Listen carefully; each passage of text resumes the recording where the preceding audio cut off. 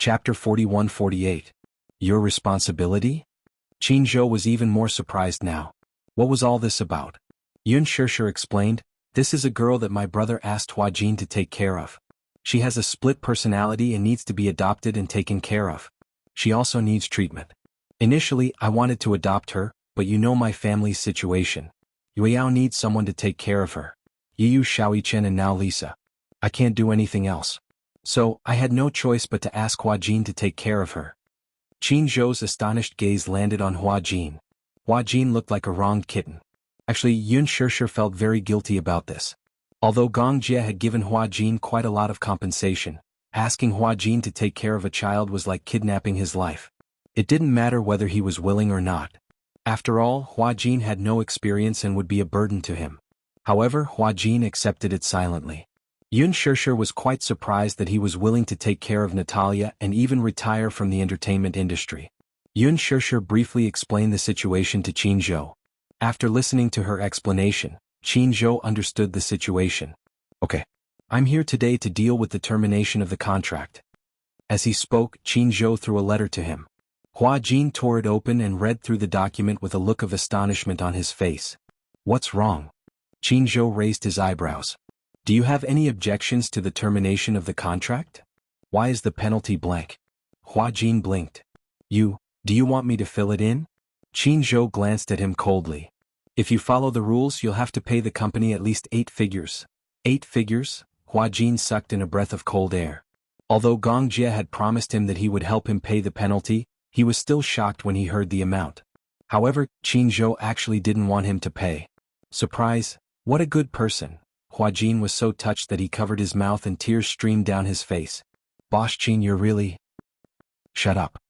Qin Zhou was still a little annoyed. He was still a little depressed. He had originally planned to make Hua Jin the top star, but in the end, he was a disappointment. He wanted to retire, and the reason was that he had to take care of his child. What a weird reason. However, for the sake of his boss, Qin Zhou had to give her face. "Forget it." Qin Zhou waved his hand. "If you're still willing to act in the future, I'll help you find resources. If you don't want to, then just stay at home and be a stay-at-home dad." "Thank you, Qin Da." Hua Jin almost hugged the man's trousers and burst into tears. "I'm still a little reluctant to terminate the contract." "Don't."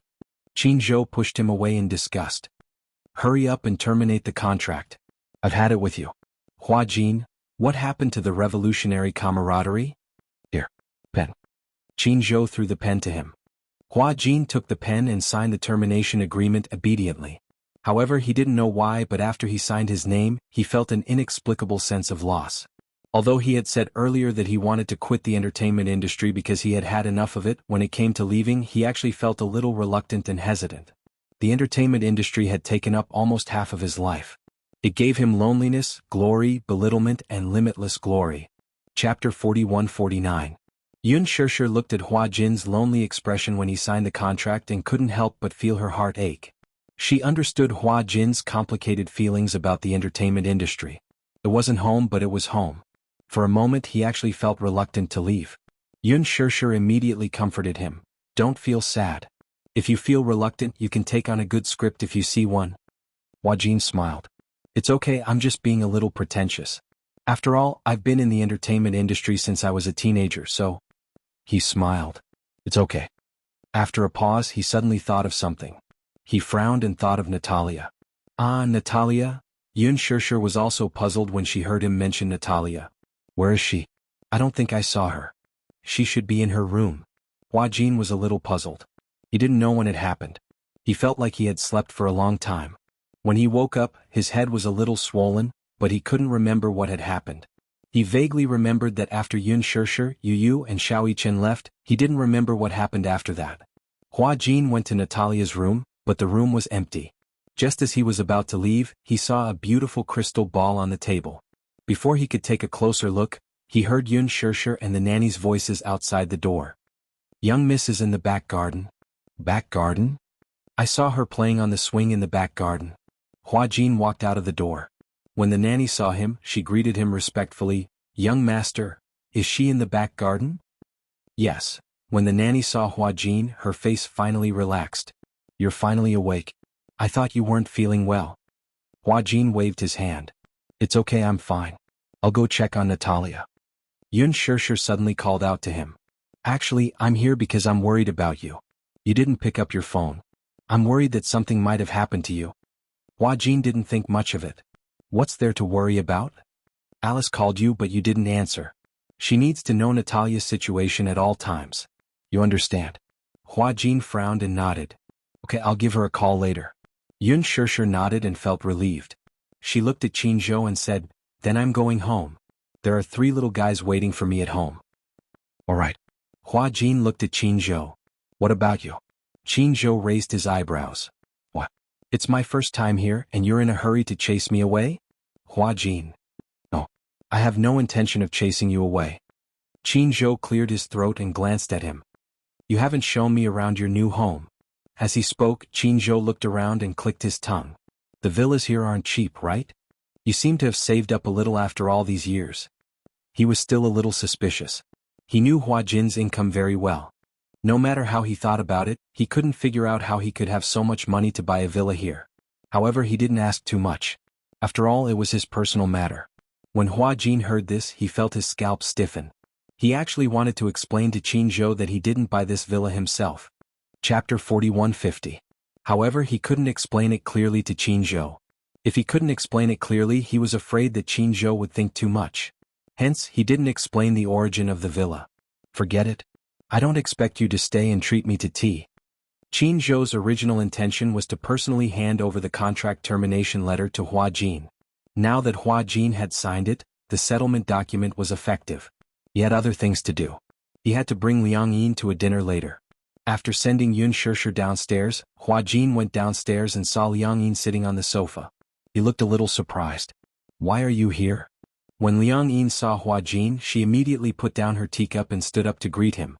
I heard that you weren't feeling well, so I came to visit you. Oh, you came to visit me? Hua Jin deliberately said with disdain. Since you said you came to visit, why did you come empty-handed? Liang Yin was speechless. Hua Jin walked over and asked in a low voice, how are things going between you and Qin Zhou?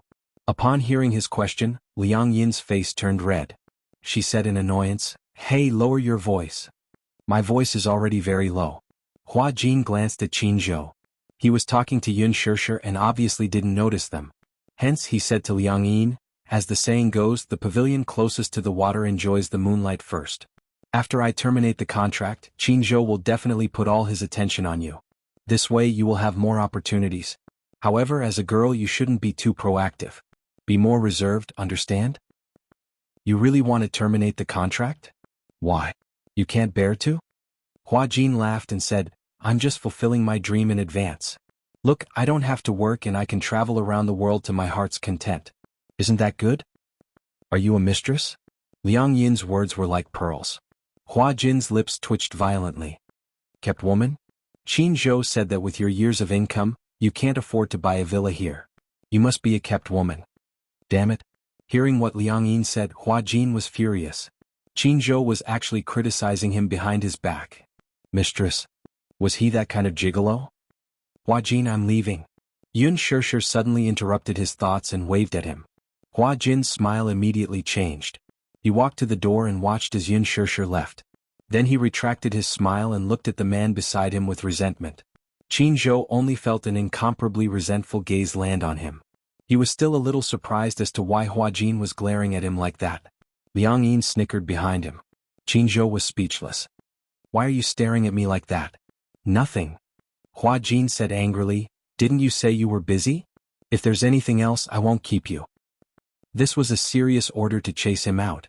Qin Zhou was secretly puzzled by Hua Jin's sudden change in attitude. However, it was getting late and it was indeed time to leave. He turned around and said to Liang Yin, let's go. We're in a hurry. Okay. Liang Yin stood up and walked to Qin Zhou's side. Seeing that Hua Jin still had that resentful expression on his face, Qin Zhou was baffled and left. It was only after the two of them left that Hua Jin finally reacted. His current state was no different from being a kept woman. Chapter 4151. Forget it. Why did he have to think about such messy things? Hua Jin took out his cell phone. As expected, he saw many missed calls. A few of them were from Alice. But, did he not wake up after so many calls? He remembered that his cell phone's ringtone was set very loudly. Moreover, his cell phone was placed beside his pillow. Was he sleeping too soundly? Did he not hear such a loud ringtone? Could it be that something had really happened to him? Just as he was wondering, Hua Jin suddenly realized that his cell phone had been set to silent mode. He was even more shocked. His cell phone had been ringing and vibrating all the time. Why had it been set to silent mode for no reason? No wonder he did not wake up after so many calls. Did someone touch his cell phone? Hua Jin did not have time to think too much. He dialed Alice's number as he walked towards the back garden. The call went through very quickly. Alice's nervous voice came from the other end. Hua Jin. It's me. Phew, Alice heaved a sigh of relief. Why didn't you pick up after calling you so many times? I fell asleep, Hua Jin explained. I accidentally set my cell phone to silent mode, so maybe I didn't hear it. Alice was stunned for a moment before she muttered, false alarm. Next time, don't set your cell phone to silent mode. Be careful. Otherwise, if you miss my call, I'll feel uneasy. Okay. How's Natalia now? Alice asked worriedly. Hua Jin happened to walk to the balcony. From his angle, he could see Natalia playing on the swing in the back garden. The little girl could actually sit still. Even if she was alone, she could still enjoy herself. He replied, she's fine. Now she's playing on the swing by herself. You didn't notice anything strange about her, right? Strange? Hua Jin shook his head. No. After a pause, he suddenly changed the topic. Speaking of which, does Natalia really have dual personality disorder? Yes. What happened? So far, no one has discovered what her second personality is like. Even you don't know, right? When Alice heard this, she sighed helplessly. I haven't known her for a long time, but her illness is different from Yu's. Her second personality was created by an outsider, and it's not a split mental world. What's the difference between this and Yu? Apart from the fact that one is a split in self and the other is a split in others, there doesn't seem to be any difference. You're wrong. Alice replied, split personalities have a strong sense of belonging to their own bodies and are independent. However, if it is created by others, it cannot be ruled out that it can be controlled. Controlled? Since Natalia's personality was created by the outside world, then it can be controlled. Then I have to suspect that her other personality can be controlled. This is not the same nature. I still don't understand. After all, Hua Jin was especially unfamiliar with this field. Chapter 4152. A scary idea? Hua Jin didn't know why, but when he heard Alice's voice, he couldn't help but feel a chill down his spine. Alice said slowly, do you know about the Personality Society? Personality Society? This unfamiliar term made Hua Jin a little confused. He said without hiding anything, I've never heard of it. It's normal that you don't know about it. However, the Personality Society may sound complicated, but it's actually very simple. Alice explained to him. The Personality Society is a society formed by many different personalities. These personalities live in the same body, but they each have their own duties. Among the personalities, there will be a leader who will be responsible for managing the other personalities. At the same time, this kind of personality also has the right to exile the other personalities. Is there such a case? Yes. Alice continued. So, Professor Romanka hopes to create a personality society and cultivate a leader personality. Finally, all the personalities other than the leader personality will be exiled, leaving only the leader personality. This will completely cure the multiple personalities. He has always wanted to conquer this field, but I feel that his idea is too eager for quick success. If in the end, these personalities can't be controlled, then the so-called Personality Society will be the real disaster. When Hua Jin heard this, he was terrified. Personality Society? How is that possible? Since it's a personality, then gradually, it will have its own independent thoughts. Aren't you afraid that it will rebel? I also reminded him, but he was very firm. He even started this experiment in private. I was very opposed to it, but you know he won't listen to my opinion at all. Then? How did you take Natalia from him? Because, Alice smiled sinisterly. I had evidence that he used underage girls to conduct illegal experiments. Also, I threatened him that if he didn't hand her over with my ability, I would definitely ruin his reputation. He was afraid, so he handed her over to me. But, even if Natalia was handed over to you, I had to keep an eye on her at all times. No one knows what her second personality is like. If it's a dangerous personality, I have to take her back. Hua Jin nodded. Alice sighed. I'm worried about you. If you develop feelings for Natalia, you won't be able to bear to part with her. Gong Jie entrusted her to me, so I will definitely take good care of her. If you want to bring her back, I will definitely cooperate. Yes. Then report her situation to me at any time. Sorry to trouble you. It's nothing. After exchanging a few pleasantries, Hua Jin hung up. He stood on the balcony and looked in the direction of the swing, but he suddenly realized that the person had disappeared. Where is he? Just now he saw her sitting on the swing enjoying herself so much. Just as Hua Jin was wondering what was going on, Natalia's seductive voice came from behind him. Are you looking for me? Hua Jin was startled. He quickly turned around and saw Natalia standing behind him with her hands clasped behind her back, smiling obediently. Just now I saw you standing here talking on the phone. I guess that you must be looking for me, right? Chapter 41:53. Hua Jin turned back to look in the direction of the garden swing. It was quite a distance away from here. Could it be that this guy knows how to use the blink skill? How did you get here? Natalia looked like she was sizing up an idiot. Of course I walked over. Could it be that they flew over? I don't have any special abilities. Hua Jin muttered to himself, why didn't I see you walking over? You were on the phone just now. You seemed very serious. Natalia asked curiously, who was it? Hua Jin pondered for a moment and immediately said, it was a friend. Natalia didn't like to be close to Alice. She was very unhappy with Alice's behavior, which was close to checking on her. Hence, Hua Jin avoided mentioning Alice in front of her. Natalia did not like Alice and he knew that little secret. However, Natalia still guessed it. Alice? How? How did you know? From your expression, it seems like you don't want me to know who it was. Then I guessed it right away. Must be that bad woman. Bad woman? Hua Jin was a little helpless. He squatted down in front of her and said patiently, Alice isn't a bad woman. She's just a doctor. She's just helping you with your illness. When Natalia heard that, the smile on her face collapsed. She pursed her pink lips and corrected him seriously. I'm not sick. I'm not a patient. I don't need her to monitor me. I'm not a criminal. She seemed to be very angry. Many people said that she was sick, that she was a patient. However, she didn't feel that she was a patient. She had seen patients before. She felt that she didn't fit the word sick. She didn't understand. She was fine. Why did everyone look at her as if she was sick? She didn't like those pitiful looks. It was as if she was a terminally ill person. She wasn't. Okay, you're not. I actually know. Natalia took a deep breath. You've discussed it with Alice. You're in charge of monitoring me, aren't you? Hua Jin was speechless. What he didn't know was that Natalia was so sensitive. Despite her young age, she had already noticed all of this. Seeing his expression, Natalia was disappointed and even disappointed. Slowly, she started to get closer to Hua Jin and develop feelings for Hua Jin. However, just as she was about to open her heart, this realization made her extremely disappointed. She looked around coldly and expressionlessly said, this beautiful garden is just for me to stay in this prison.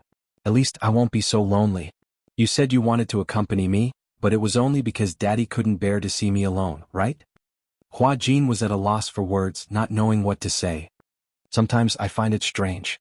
Why is it that the way you look at me, you clearly want to be friends with me, but it makes me feel a little uncomfortable? You sympathize with me and pity me, right? Natalia's sharp question made Hua Jin a little nervous. He did pity this child, but it wasn't purely because he liked her. He didn't really like children that much. Chapter 41:54. He even thought that if he was going to be alone in the future and would not be able to get married, then he would want to be a dink. He would actively do charity and donate his excess assets to those who were seriously ill or poor, but he would never think of adopting. He had accepted Gong Jie's conditions only because he had a responsibility and a lot of helplessness.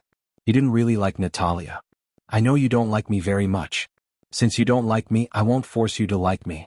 Then please don't force yourself to like me. As Natalia said this, her lips curved into a smile. But I will still get along with you peacefully. As she said this, she turned around and walked back into the room. Hua Jin looked at her back view silently. For a moment, he felt an inexplicable sense of helplessness. How could that be? Didn't I see that your relationship with Natalia has improved a lot that day at the amusement park? It was late at night. On the balcony, Hua Jin leaned against the railing, holding his cell phone and complaining to Yun Shirshir. Maybe I really don't have the talent to be a stay-at-home dad. I've tried my best to get on her good side, but this child is so sensitive. With just one look, she denied everything I've done. She's only 6 or 7 years old, but her mind is already so delicate and mature. When Yun Shirshir heard this, she couldn't help but laugh. This is very similar to Yu. Is it? Yu has been very sensitive since he was young. To what extent can he do? Even with just one look, he can tell whether that person likes or dislikes him. Natalia is the same. Hua Jin sighed helplessly. I don't mean to dislike her. It's just that, she appeared too suddenly. Overnight, I was promoted from a single dog to a newbie stay-at-home dad. Although I'm a stand-in stay-at-home dad, my identity changed too quickly. I can't adjust my mentality. On this point, I can understand. Yun Shirshir continued, however, you have to think about it. You haven't experienced the process of preparation, unlike my husband. From preparing for pregnancy to nurturing the fetus, he has been constantly preparing. A man's paternal nature was different from his maternal nature.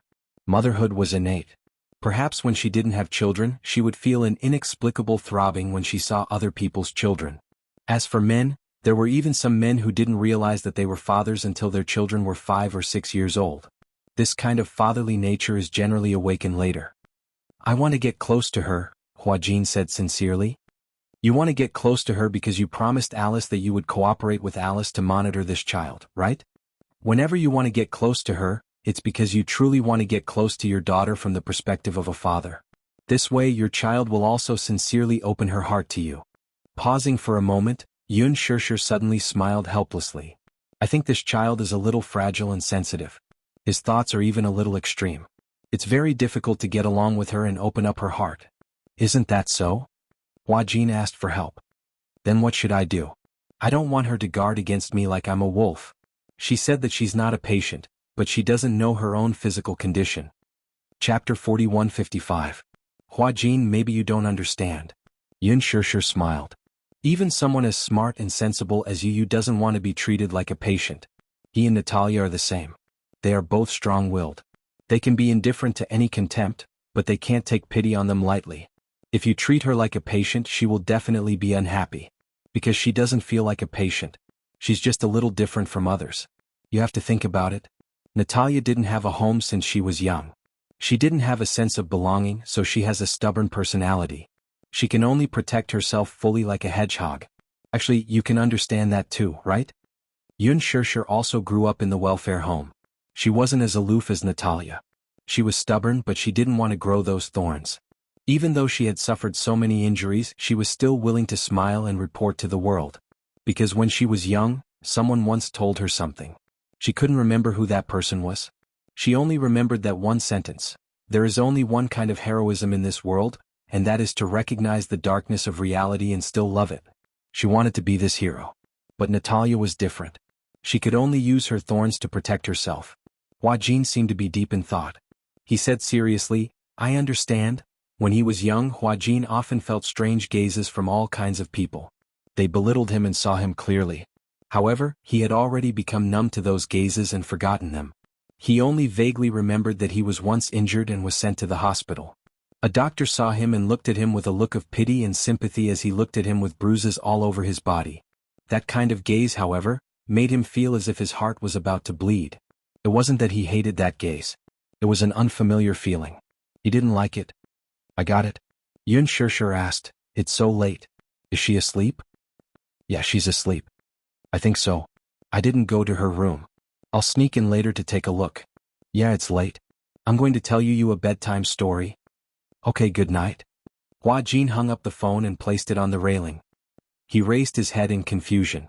He gazed at the night sky. This made him involuntarily recall his youth. Many times after being beaten, he would also secretly stand under the night sky, raise his head and ask himself as if he was asking God, but also as if he was asking himself. When would the dark days end? At that time life was really dark. He even felt that sometimes he had the courage to die but not the courage to live on. But now he could no longer remember those gloomy memories. Time could really make one forget everything. Unknowingly. It was late at night. Hua Jin quietly walked to the door of Natalia's room. He turned the doorknob, opened the door and walked in. Natalia was already asleep on the bed, but the whole room was lit up with purple light. Hua Jin couldn't help but be curious. This kind of purple light was seductive and deep. He didn't remember buying a purple lamp before. This purple light seemed to be coming from the corner of the bed. Hua Jin curiously walked to the head of the bed and realized that the light was coming from a crystal ball. Crystal ball? Chapter 4156. Crystal ball? Is it a lamp? Hua Jin picked up the crystal ball with a weird expression. He vaguely remembered that he saw this crystal ball in her room during the day. However, he did not expect it to glow. Is it a lamp? Hua Jin looked around but could not find the switch of the lamp. Then, how did this crystal ball glow? Hua Jin's gaze fell on this magical crystal ball. He suddenly realized that there was a cloud of fog inside the crystal ball. He gently placed his hand on the surface of the crystal ball. The fog actually stuck to his palm. Separated by the thin surface of the crystal ball, the fog kept rotating, condensing, and dissipating as he touched it. What is this? He had never seen such a magical crystal ball in reality. The fog inside seemed to have a soul. He turned his head and looked at Natalia, who was lying on the bed. The latter was sleeping quietly under the blanket. She was so quiet that it seemed like she was not alive. Hua Jin's gaze fell on the crystal ball again. He could not help but feel suspicious. Crystal ball? Yes. Hua Jin told Alice about the crystal ball. Alice did not know why, but she was silent for a long time. You said that the crystal ball was purple and there was fog inside. Hua Jin described the crystal ball again. On the other end, Alice's breathing stopped. How is that possible? She seemed to be mumbling to herself. What's wrong? Impossible.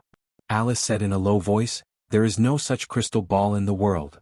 But I saw it with my own eyes. Impossible. Alice frowned and said in a serious tone, that kind of crystal ball is usually used for hypnosis treatment. It is something that only the hypnotist would have. How could she have it?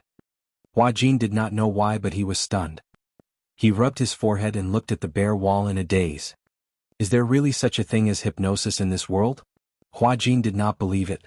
In his impression, such a crystal ball only existed in the magical world. It was a tool used for divination. In reality, it was used for hypnosis?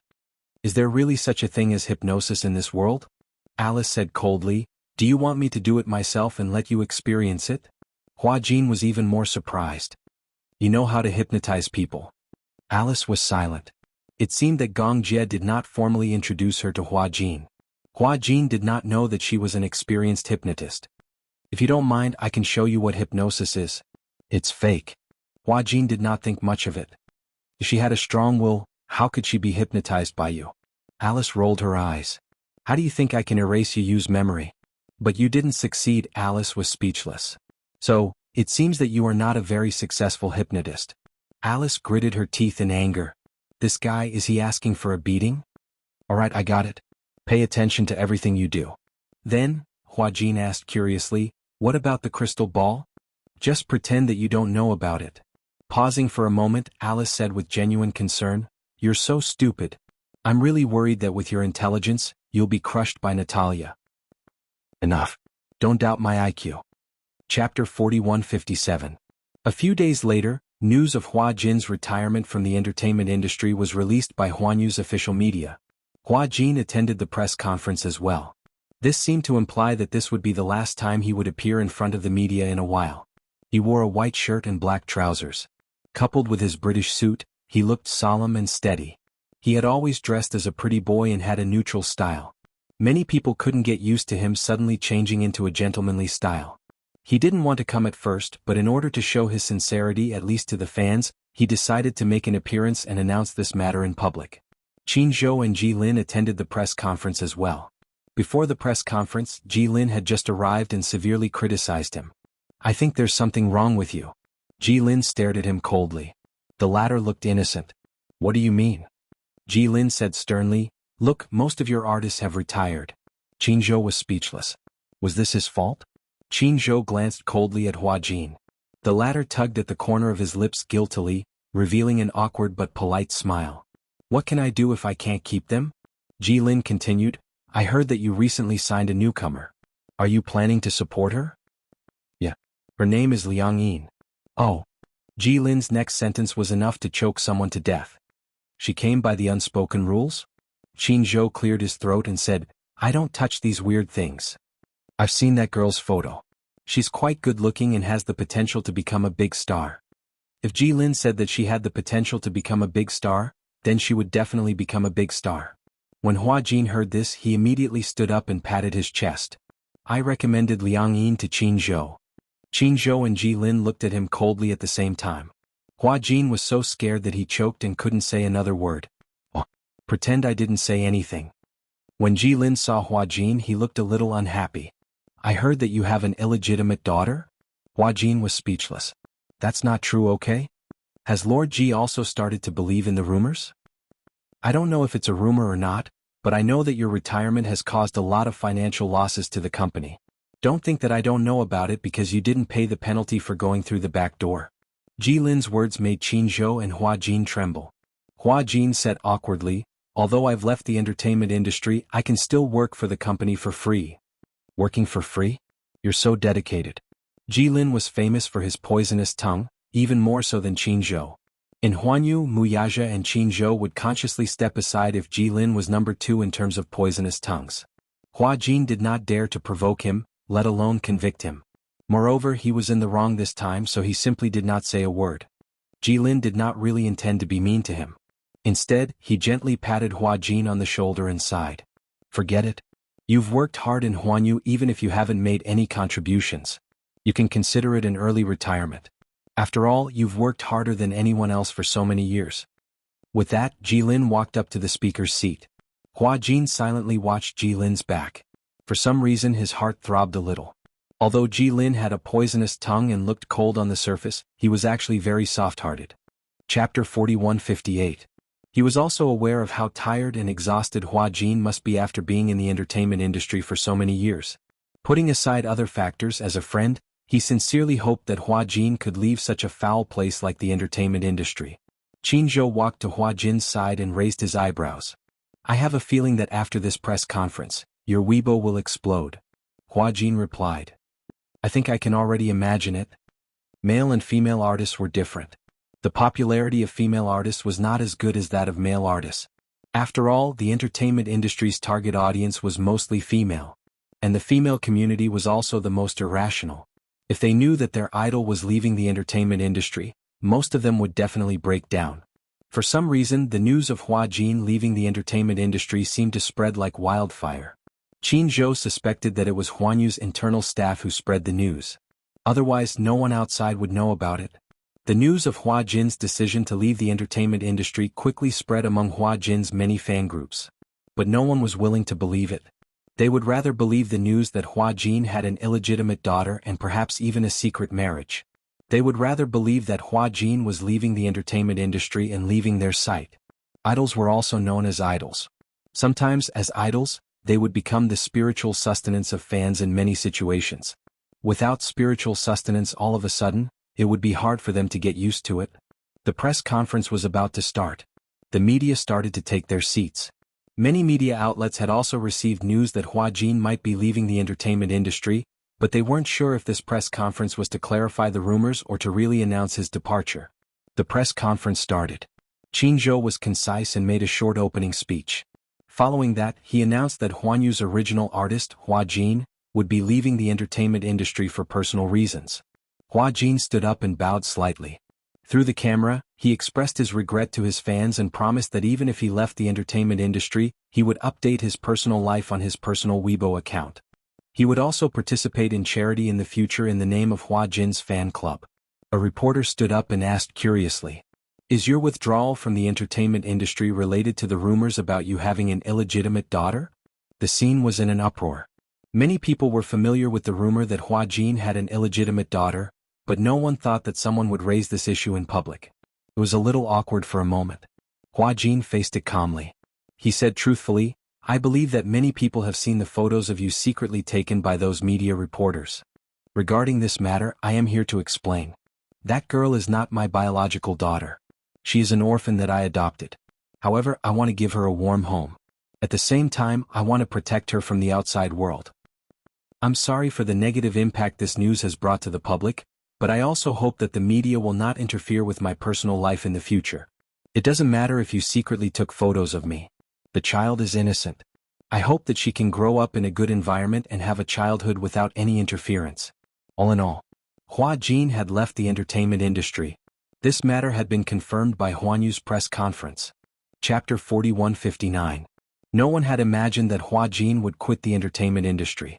This news caused a sensation in the entertainment industry. Especially Hua Jin's fans, they couldn't accept this fact at all. As fans, they were already used to seeing their idol every day. Whether it was variety shows, movies, or TV series, Hua Jin's schedule had always been very frequent. As a real young actor with good acting skills, it was rare to see a young actor with such potential. Hua Jin's acting skills could definitely be ranked among the top of the A-list popular actors. His temporary departure from the entertainment industry was indeed a big loss for the entertainment industry. On the second day after Hua Jin announced his retirement from the entertainment industry, Weibo's server crashed. The news of #Hua Jin's retirement from the entertainment industry quickly dominated the headlines of major media websites. Because of the huge amount of traffic data, the entire server was in a state of paralysis. Many users couldn't log in. There were even some haters who wanted to make groundless accusations that Hua Jin decided to quit the entertainment industry because of an underground relationship. Weibo exploded. Huanyu's official website also exploded. On Hua Jin's personal Weibo, the number of reposts and comments on his latest Weibo post quickly exceeded 7 digits and was moving towards 10 million comments.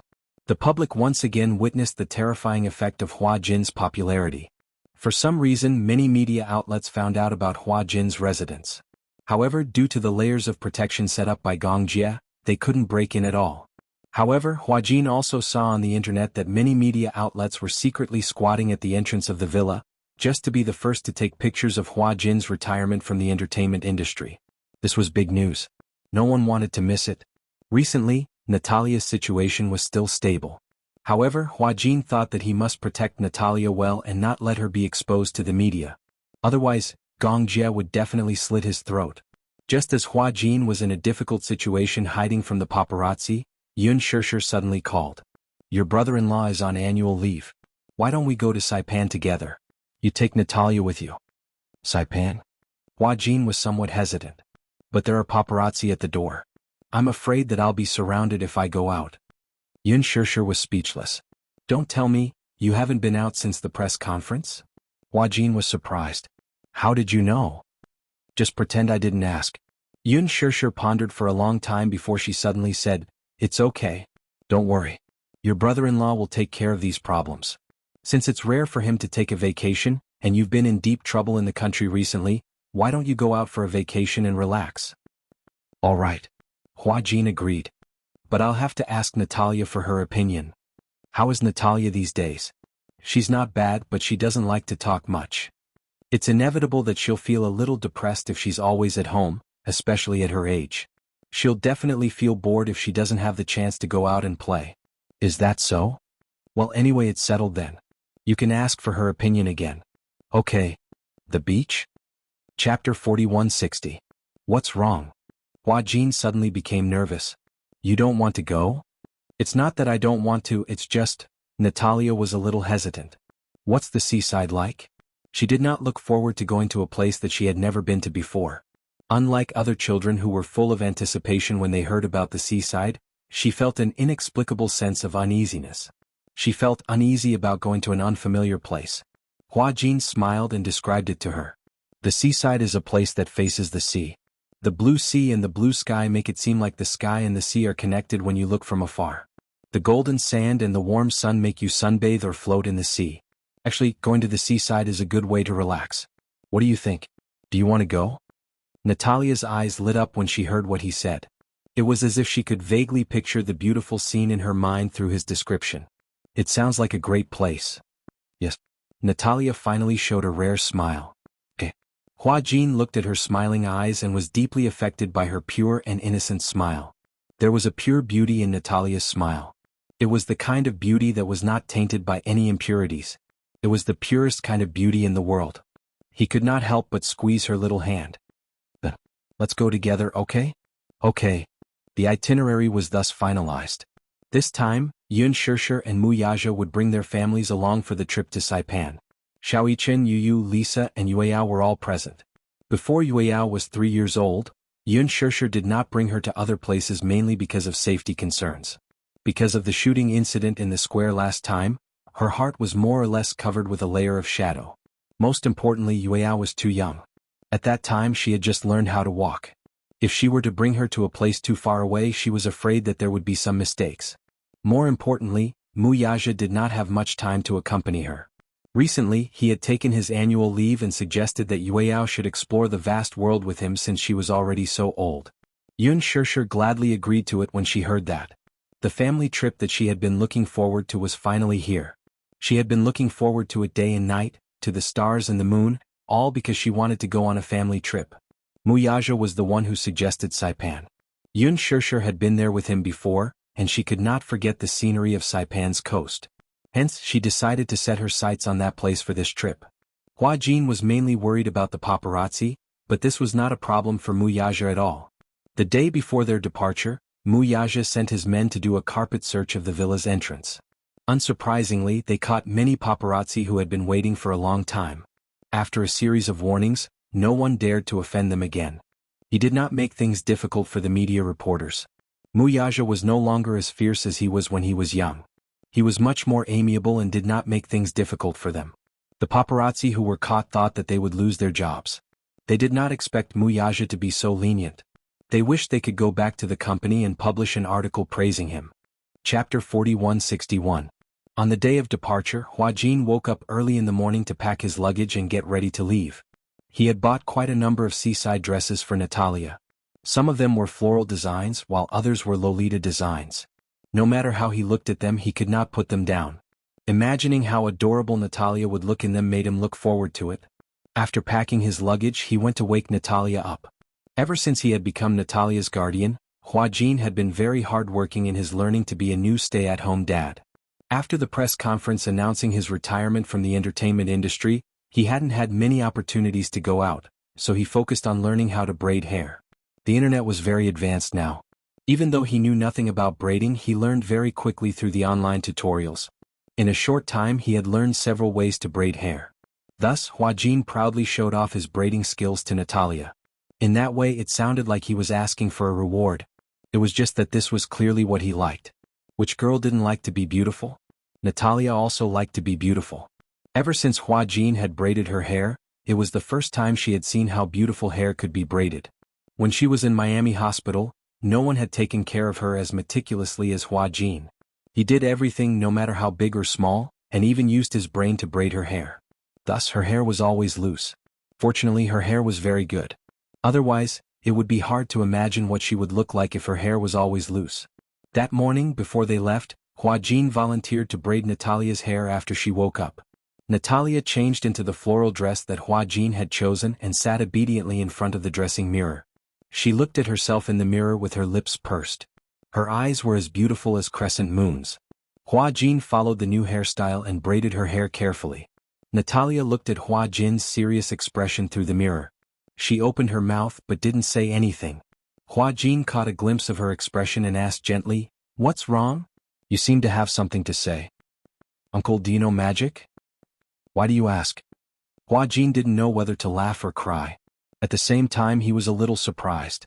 Natalia tilted her head and swung her legs back and forth. "Because I feel that the hair you braided is like magic. It's so beautiful." "Haha." Hua Jin said seriously, "That's because you're good-looking as a doll." "Really?"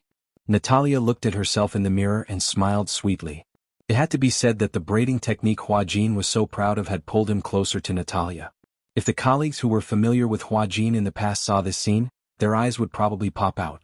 Hua Jin had always been a little demon king in the production team. He was arrogant, rebellious and difficult to get close to. She didn't expect that he would have such a gentle side to him in front of Natalia. He was so meticulous in braiding her hair. The strands of hair were nimbly outlined by his jade-like fingertips. There was an indescribable sense of beauty in his movements. When he was almost done, Natalia looked surprised as if she found it novel. Chapter 4162. Is this a new one? Yes. What? Don't you like it? She pursed her lips and shook her head. No. I like it a lot. Really? Does it look good? Yes, it looks good. Natalia nodded slightly, looking a little shy. Hua Jin suddenly felt very proud. He naturally felt a sense of accomplishment to be able to make Natalia approve of his work. This hair braid was also very suitable for Natalia. Natalia had a typical oval-shaped face, a high nose bridge and deep eyebrows. However, it was typical that she had not yet grown up. Therefore, her facial features were not as deep as those of European girls. However, there were already hints of exquisiteness. Our Natalia is the most beautiful little princess in the world. Hua Jin squatted gently beside her and held her shoulders. Looking at the porcelain doll in the mirror, he suddenly felt that it was pleasing to the eye. At the same time, he also felt an inexplicable sense of accomplishment. Suddenly, he could not help but have a thought in his mind. If Natalia was really his daughter, how many would there be? This way he would not have to be jealous of Muyaja for having such a cute daughter. However, on second thought, even if she was not his biological daughter, so what? Was blood relations really that important? He was not old-fashioned and old-fashioned. He felt that there must be a family line to pass on, and he did not think about having a child. He felt that raising a child was more important than having a child. Why not treat Natalia as his real biological daughter? Hua Jin gently stroked her face, his eyes filled with love. Natalia's gaze undoubtedly met his eyes, but she immediately turned her face away shyly. She seemed to have returned to her timid self when they first met. Hua Jin could not help but be stunned. He frowned slightly. The reason why he was a little stunned was because he vaguely realized that Natalia seemed to have changed. He vaguely remembered that one time he stood on the balcony and saw her when he turned around. It was the same face, but for some reason, Natalia gave him the feeling that she was a demonic little witch. However, the Natalia in front of him now had become the shy doll when they first met. Could it be? They were two different personalities, but he didn't realize it. Hua Jin had some doubts, but he didn't show it too obviously. In the past few days, he seemed to have forgotten the task that Alice had given him. Alice hoped that he would be able to copy Natalia's personality. He wasn't really going to draw a portrait. He was just going to record Natalia's personality and appearance every day. Recently, he had been so busy with his withdrawal from the entertainment industry that he had forgotten about it. What happened? Natalia asked when she saw him in a daze. Oh, it's nothing. Hua Jin took a hand-knitted hat from the side and gently put it on her head. A handmade lily was pinned on her knitted hat, making Natalia look pure and cute. What a nice hat. Natalia couldn't put the hat down. Hua Jin said with a smile, "Bring it with you when you go to the beach, okay?" The wind at the beach was strong and so was the sun. In order to protect against the sun, Hua Jin had prepared a considerable amount of sunscreen, so that he wouldn't come back with a tan. Especially with Natalia's tender and fair skin, it was easy for her skin to peel when the wind blew and the sun shone on her. Chapter 4163. At around 10 in the morning, Hua Jin and Natalia left the house. Hua Jin had arranged for the airport to send them off. The car was already parked at the entrance waiting for them. The chauffeur and assistant immediately got out of the car and put their luggage in the trunk. Hua Jin carried Natalia to the back seat and got into the car himself. He and Yun Shishir had agreed to meet at the airport. The flight was at 1 in the afternoon, 2 hours earlier. It seemed that lunch would have to be served at the airport. When they arrived at the airport, Yun Shishir called to say that she had not arrived yet. When he asked, it turned out that Yueyao had been lazy in the morning and had not woken up.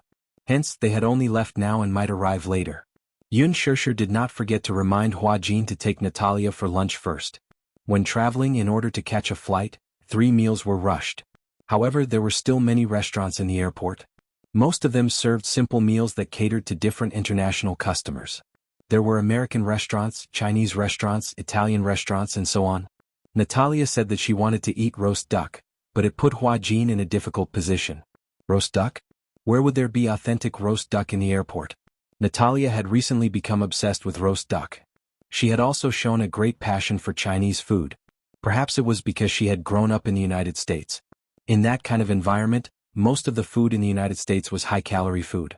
For example, hot dogs, hamburgers, cheese, and the modified American Chinese food that had been brought to the United States. However, the taste was not ideal. It had been adjusted according to the taste of the American people, and it had lost the original taste of Chinese food.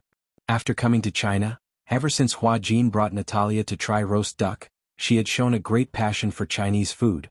It was delicious. However, most of the restaurants in the airport were simple meals. Where would there be authentic Peking roast duck? It was not easy to find a simple Chinese restaurant. Hua Jin looked around and finally chose a roast duck set meal. It was not authentic, but at least it was roast duck. He took a bite. The taste was average, but it wasn't bad. It was just a far cry from the authentic roast duck. He was worried that Natalia wouldn't be used to the taste, but he didn't expect that Natalia would be so easily satisfied. With delicious food in front of her, she didn't care about her image anymore. Little glutton. Was he so easily satisfied? Hua Jin cursed in his heart. How bad was the food in the United States? That was why the little fellow was so satisfied with such a set of barbecue duck. Natalia ate slowly, chewing and swallowing slowly. Since they had plenty of time after lunch, Huajin took Natalia to the shops in the airport. There were many duty-free shops in the airport. It just so happened that the skincare products at home were used up, so Huajin bought some goods. Natalia was bored. She couldn't understand what the delicate bottles and jars on the shelves were for. It wasn't pretty and it couldn't be eaten. Therefore she pestered Huajin to leave. Huajin was queuing up to pay the bill. Seeing that it was almost his turn, he coaxed, "Wait for me, okay? Just a while, I'll be done soon." But it's so stuffy here. There were many people in the duty-free shop. The crowd was crowded and the air was muddy. Chapter 4164. Natalia was not used to the air here, so she said to Huajin, "I'll wait for you outside, okay?" Outside? Huajin looked outside the door hesitantly, feeling a little uneasy. Natalia said, "Don't worry, I won't run around. Besides, didn't you say that it'll be soon?" Huajin thought for a moment and nodded. "You promised me that you won't run around." If she got lost and Gongjie asked about it, he would lose his head. Natalia ran out and Huajin watched as she sat on the bench outside the door. Only then did he feel at ease and continue queuing. Natalia waited outside the door, feeling bored. The waiting time was especially long and boring. She thought that she had waited for more than 10 minutes. When she came back to her senses, she stood up and walked to the electronic clock in the hall to look at it. She realized that only 5 minutes had passed. Ding dong. Passengers heading to the Maldives, please take note that your flight DH965 from Eastern Airlines is now boarding. Please bring your personal belongings with you. Oh no, it's too late. It's too late. Not far away, a panicked voice was heard. Before Natalia could react, she was knocked to the ground by a tremendous force. The knitted hat on her head flew far away. Natalia fell to the ground, her back slamming hard against the marble floor. She was in excruciating pain. The person who had bumped into her was a middle-aged woman. It was obvious that she would not make it in time for the flight. Even though she had knocked down the child, she stopped to take a look but did not come over to help her. She did not even look at her as she left in a hurry. Whispers broke out around her. They were secretly angry that this woman had no manners. Even if she knocked down an adult, she should be concerned about their well-being, let alone a child. She was too rude. By the time Natalia realized that the culprit had run far away, she felt a little depressed. She felt that the bones in her back were about to break after being knocked down so hard for no reason. She stood up and looked at the knitted hat that had fallen in the distance. Just as she was about to walk over and pick it up, a young man was one step ahead of her and picked it up first. Natalia stood where she was in a daze. She silently observed the gentle young man in front of her. The young man was wearing a snow-white shirt, which made his skin look as white as jade. His figure was tall and slender and he seemed to be in his teens. His neat black hair outlined the outline of his thin face even more clearly. He turned around and looked at Natalia, who was still standing at the same spot. He smirked and walked up to her. Just as he was about to speak, he saw Natalia's purple eyes and was stunned. He had seen many mixed-race children with blue eyes, green eyes, amber eyes, and even pure black eyes, but he had never seen such beautiful purple eyes. Her purple eyes were as pure as beautiful gems. Natalia's eyes flashed. She looked at the hat in his hand and immediately reminded him, "Big brother, this is my hat." The youth immediately reacted, but his gaze was still unable to move away from her eyes for a long time. Natalia looked at him with displeasure and snatched the hat from his hand. "Why do you keep staring at me?" Chapter 4165. "It's nothing." The young man reacted and asked cautiously, "Are you hurt from the fall?" Sensing his concern, Natalia's sharpness faded a little. She nodded gently and said vaguely, "I'm fine." At this moment, a woman's slightly worried voice came from behind. "Linshi? Why did you run so fast?" Chu Ho walked over nervously. She passed through the crowd and finally found him. However, when she saw the girl standing in front of him, she was momentarily stunned. She also saw Natalia's purple eyes. A normal person's first reaction would naturally be surprise. After all, violet eyes were not commonly seen. Chu-hee was considered to be well-informed and had seen countless people, but this was the first time she had seen purple eyes. Looking at the beautiful little girl in front of her, she was momentarily stunned. It was normal for her to be in a daze. Behind them, the main group had also arrived. Gu Jinglian held Xiao Bao's hand, and a lot of people from the Gu family who were worried about sending them off, such as Uncle Fu and Aunt Fu. It was as if Gu Jinglian had to go on a vacation with his family and was worried that his enemies would come and bomb the airport. Ever since Chu Ho gave birth to a pair of twins for him, she had been breastfeeding after her confinement. The honeymoon that Gu Jinglian had promised her was delayed again and again. Originally, Chu Ho did not have much expectations for the honeymoon. She did not say that she had been to many places, but she had visited many places, even if it was in the name of a business trip. However, slowly her friends began to post photos of the trip on their WeChat moments. The blue sky and the sea stretched as far as the eye could see. Chu Ho, who was in Shanghai, seemed to have not seen the blue sky for a long time. Therefore, the idea of going on a honeymoon was put on the agenda again. During this period, Gu Jinglian had finally settled the work at hand and entrusted the two Xiaobao's care. Therefore, he decided to go on a vacation to Saipan. Gu Jinglian was initially a little guilty. After all, the honeymoon had been delayed for so long and it was only now that it was settled. However, Chu Ho did not mind. At least it was put on the agenda, wasn't it? Gu Jinglian and Xiaobao walked over. Xiaobao saw Lin Shi at first glance, but then he was quickly attracted by the little girl in front of him. He narrowed his eyes until he saw clearly that Natalia's eyes were indeed purple. He was surprised. Wow, what beautiful eyes, he sighed with emotion. However, Natalia was not used to his words, even though he thought they were praises. Since she was young, she knew that she was different from other children. In terms of background, she was an orphan. Since she was young, she did not have a father or a mother, let alone a father or a mother. In terms of appearance, she grew up in China, but she looked different from many Chinese children. Her eyes, in particular, always caused her to be criticized. She had always been treated as an anomaly by the other children. Therefore, when others looked at her kindly, she would feel very uneasy. Coincidentally, Huajin walked out. When Natalia saw him, she immediately threw herself into his arms, feeling wronged. Huajin hugged her tightly. He did not know what was going on. When he looked up, he was dumbfounded. Gu? President Gu? Chapter 4166. He was shocked. He didn't expect to bump into Gu Jinglian at the airport. Gu Jinglian looked at him and then at Natalia, who was in his arms. There was a hint of surprise in his eyes. Is this your daughter? Huajin was speechless. Should he admit it? Huajin lowered his head to look at Natalia's aggrieved expression. He did not know what was going on, nor did he know if she had been bullied. Hence he nodded. Yes. Gu Jinglian didn't look surprised when he found out that she was his daughter. Huajin squatted down and asked gently, "What's wrong? You don't look happy. Did someone bully you?" Behind him, Gu Linshi immediately explained, "A woman was in a hurry and knocked her down. She left without saying goodbye." So that's what happened? Huajin immediately became nervous. Does it hurt? Natalia pursed her lips and nodded gently. Yes, a little. Where does it hurt? Here. Natalia didn't want to talk about her bruised butt, so she rubbed her elbow. When she fell, she instinctively supported herself. Hence, her elbow was bruised.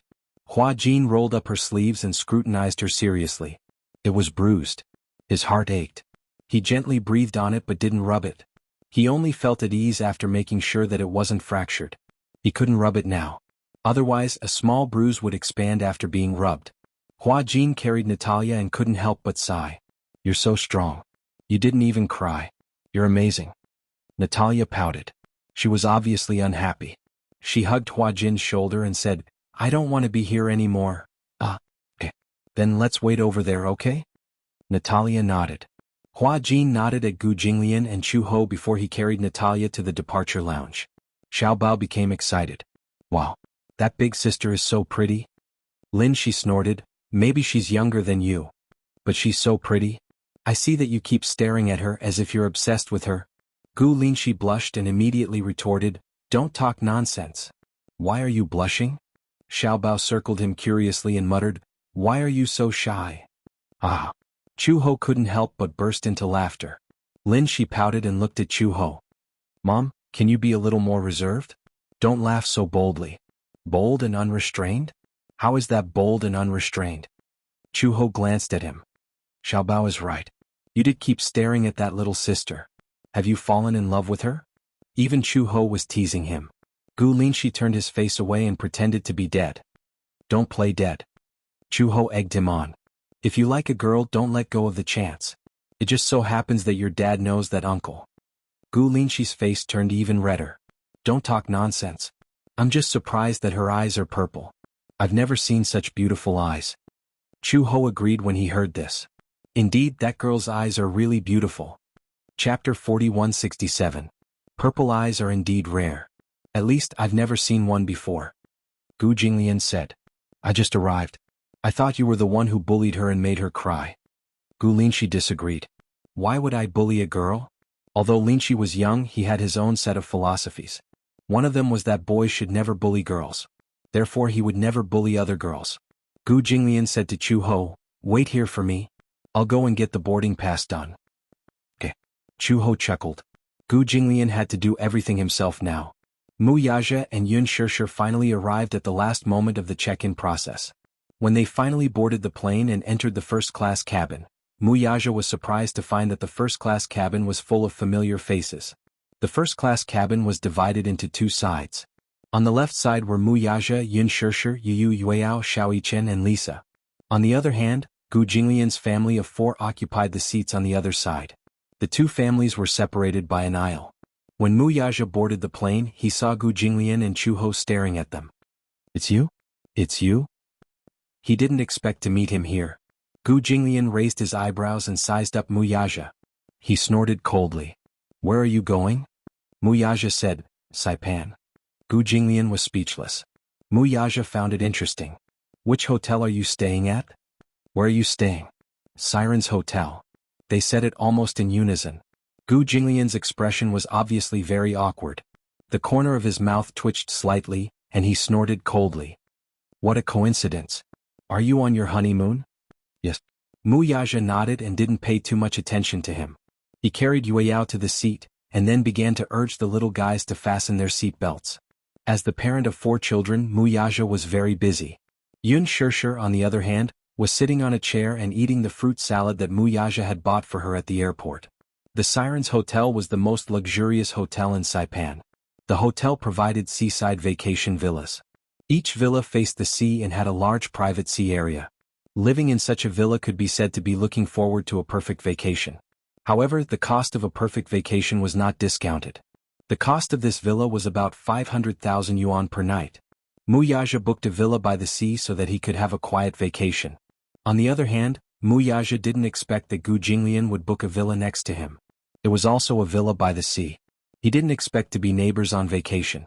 Mu Yaja lifted the curtains of the floor-to-ceiling window of the master suite, opened the window and walked out to the balcony.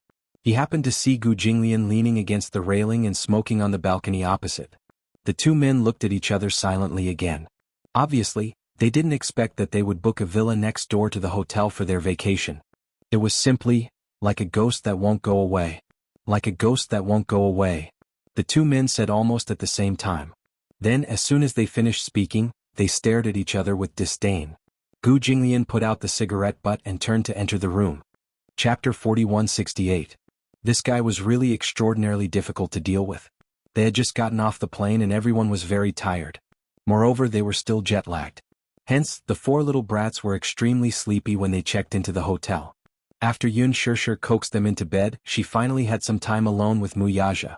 Mu Yaja used the rest of his energy to spend a sweet night with her. After that, the two of them hugged each other contentedly and fell asleep. Meanwhile, in the villa next door, Chu Ho and Gu Jinglian had extraordinary energy. Chu Ho had just checked into the hotel when Xiao Bao complained that he was sleepy. Due to the time difference in the country, it was already late at night when they arrived at the hotel. Hence, Chu Ho coaxed Xiao Bao to sleep. Lin Shi, on the other hand, was able to adapt to the time difference. Hence, Chu Ho and Gu Jinglian took Lin Shi to the beach for a walk. Stepping on the fine sand and kicking the waves, Chu Ho held Gu Jinglian's hand and enjoyed a rare moment of peace. Ever since she gave birth to the twins, Chu Ho felt that she was almost squeezed dry by the 2 little brats during the breastfeeding period. Ordinary people would not understand the torment of the breastfeeding period. Even after the breastfeeding period, the children still needed someone to accompany them. They would always wake up crying every day and it was torturous. She loved and hated these 2 little brats at the same time. She loved them because they were her biological children after all. As a mother, how could she not love them? She hated them because Chu Ho was deeply tortured by these 2 little crybabies. Hence, she had to quickly escape for a period of time to avoid trouble. Now she finally had some peace. Although it would be a lie to say that she did not miss them, she felt more relaxed than ever. Gu Jinglian also felt sorry for her. He knew that she had been busy for a long time after the breastfeeding period for the 4 children. When he saw this, he also felt sorry for her. Hence, he put the honeymoon on the agenda so that she could relax for a period of time. After all, she could not put the cart before the horse and confuse the meaning of marriage for the sake of the children after marriage. Other than family, marriage was more about the feelings between husband and wife. During that period of time he was busy with work and rarely spent time with her. Thus, he thought of using the honeymoon as an opportunity to make up for their relationship. He thought that she would feel sleepy after the plane landed. However, he was wrong. Who was Chu-ho? She used to be an Interpol anti-crime inspector, and her physical fitness was much better than many men. It just so happened that Gu Jinglian was not tired. Chu-ho even teased him. After all, he was an old man. How could he be so good at enduring jet lag? Gu Jinglian was a little unhappy when he heard this. What do you mean an old man? He was clearly still very young, all right? Gu Jinglian was a little unhappy, so he whispered in her ear, "You dare to doubt my physical fitness? I'll teach you a lesson tonight." When Chu-ho heard this, his face turned slightly red, but he laughed helplessly. "I was just joking and you actually took it seriously? Are you a child?" "Yes, I'm childish. I'm hopeless." When Chu-ho heard this, she could not do anything about it. Just as she was laughing, Gu Jinglian walked over and gently held her hand. "Do you like it here?" Gu Jinglian's voice became gentle. Chu-ho said sincerely, "I like it. It's very quiet. Even with the sea breeze I can feel my heart calming down. Then we can come here often in the future." Chapter 4169.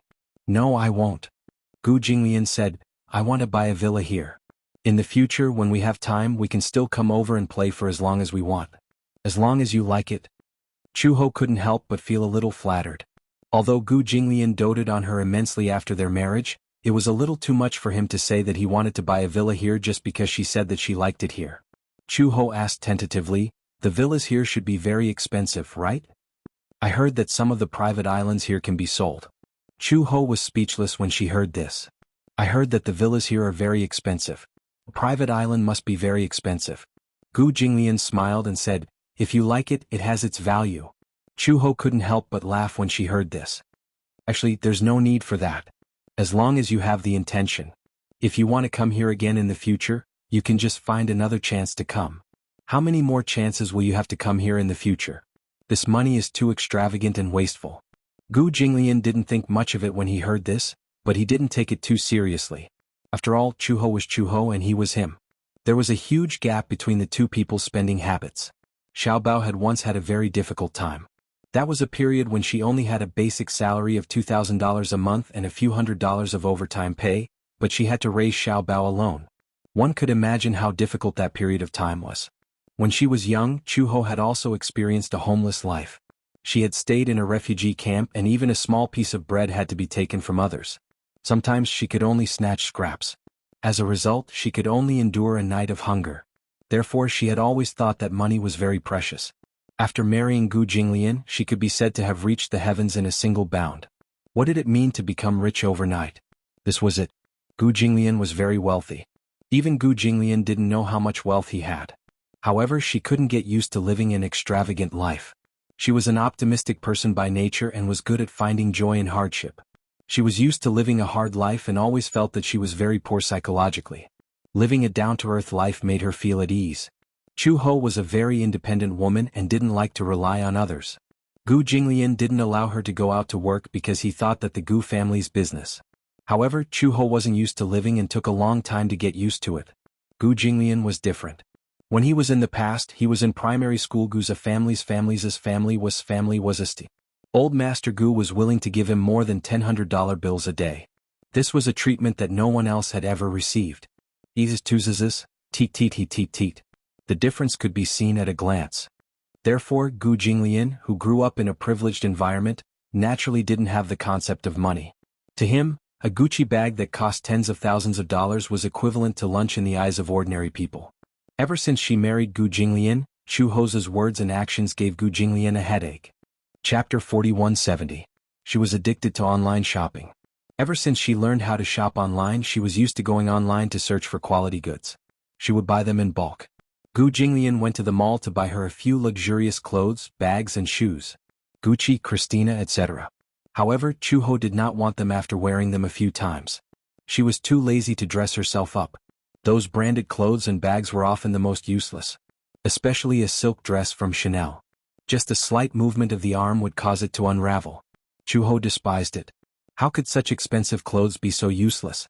Although she knew that people who could afford such expensive clothes would not be calculative about such things, she still despised it. As a woman, she actually complained to Gu Jinglian that she had spent so much time shopping and spent so much energy just to buy a few clothes that could not be worn more than a few times. She felt very angry. After that, Gu Jinglian did not force her anymore. Since two people were married, they should respect each other. It was basic respect. They respected the concept of consumption. Therefore, after Gu Jinglian and Chuho got married, he followed her when it came to the concept of consumption. Even his own concept of consumption was gradually influenced by her. In layman's terms, old Master Gu had become much more down-to-earth. In the past, he did not want luxury goods. Now, when he occasionally received clothes that Chuho bought for him online, he would be happy to try them on. If they looked good, he would buy them back. After a while, Gu Jinglian also got used to clothes that cost a few hundred yuan. One had to know that to him, clothes that cost a few hundred yuan were no different from clothes that cost a few cents in the eyes of ordinary people. In short, the huge difference in concept caused by money was very big. Both of them could adapt very well. Gu Jinglian held Chuho's hand and walked quietly by the beach. Gu Linshi was originally following behind them. However, when he found something new and pestered them to look at it, he bitterly realized that he had been abandoned. No matter whether he called out to Gu Jinglian or Chuho, the two of them acted as if they did not hear him. They only had eyes for each other. They had already forgotten about him, this little third wheel. Gu Linshi also gave up. Forget it. Let the two of them be entangled. After all, she heard that Dad wanted to take this opportunity to revisit the honeymoon period with Mom. He didn't want to get involved. Gu Linshi was smart, so she went back to the hotel alone and called Gu Jinglian Chuho. He was more sensible. He quietly returned to the hotel and even knew to send a text message so that they wouldn't worry. Chuho and Gu Jinglian walked for a long time, but they did not seem to notice anything. After walking for a long time, Chuho realized that his little tail was gone. He took out his phone and was about to make a call when he received a message from Gu Linshi. Seeing that he had returned to the hotel, Chuho's heart was filled with guilt. She had been so focused on walking and chatting with Gu Jinglian that she had forgotten about this guy. Gu Jinglian said helplessly, "It's okay. Linshi is very old. He has his own thoughts. I think he wants to give us more space." On the surface he said this, but in his heart he was criticizing this kid. At least he knew what was good for him. Just now, when Linshi called out to him, he heard it but deliberately ignored it. He thought that if this kid knew what he was doing, he would not disturb them anymore. Obviously this kid knew what he was doing. Chapter 4171. Chuho said to Gu Jinglian, "Why don't we go back earlier too? Don't be too late. The children are already awake, but we're still asleep. If the children want to play, we won't have the energy to do so." However, Gu Jinglian said, "Linshi is already so old. He'll definitely bring Xiaobao to play. We might not like the things that children like to play. Why don't we let them play while we go on our honeymoon?" Chuho was speechless. So they were really here to make up for their honeymoon? Chuho muttered, "Don't tell me, you didn't want to bring them along in the first place?" At the mention of this, Gu Jinglian was very displeased. He didn't even mention this to Lin Shi and Xiaobao. It was Chuho who had spoken out of turn and told Lin Shi. Lin Shi thought that Gu Jinglian wanted them to go on a vacation together, so he told Xiaobao excitedly. In the end, Gu Jinglian happened to see that the two of them had already started to pack their luggage in full swing. What else could he say? He could only suppress his anger and pack the two of them up. However, Lin Shi was still considered tactful. On the plane he took the initiative to take care of Xiaobao. If anything happened to Xiaobao, he would take care of it. Gu Jinglian was quite satisfied with this. When they returned to the hotel, Lin Shi was already asleep. Xiaobao was also sound asleep. Gu Jinglian and Chuho were affectionate for a while before they couldn't resist the fatigue and fell asleep. The next day, Gu Jinglian and Chuho woke up and walked to the other bedroom to take a look. They found that Lin Shi and Xiaobao were not there. When they asked about room, the cleaner from Room Clean said that the two children had run to the beach to play volleyball as soon as they woke up.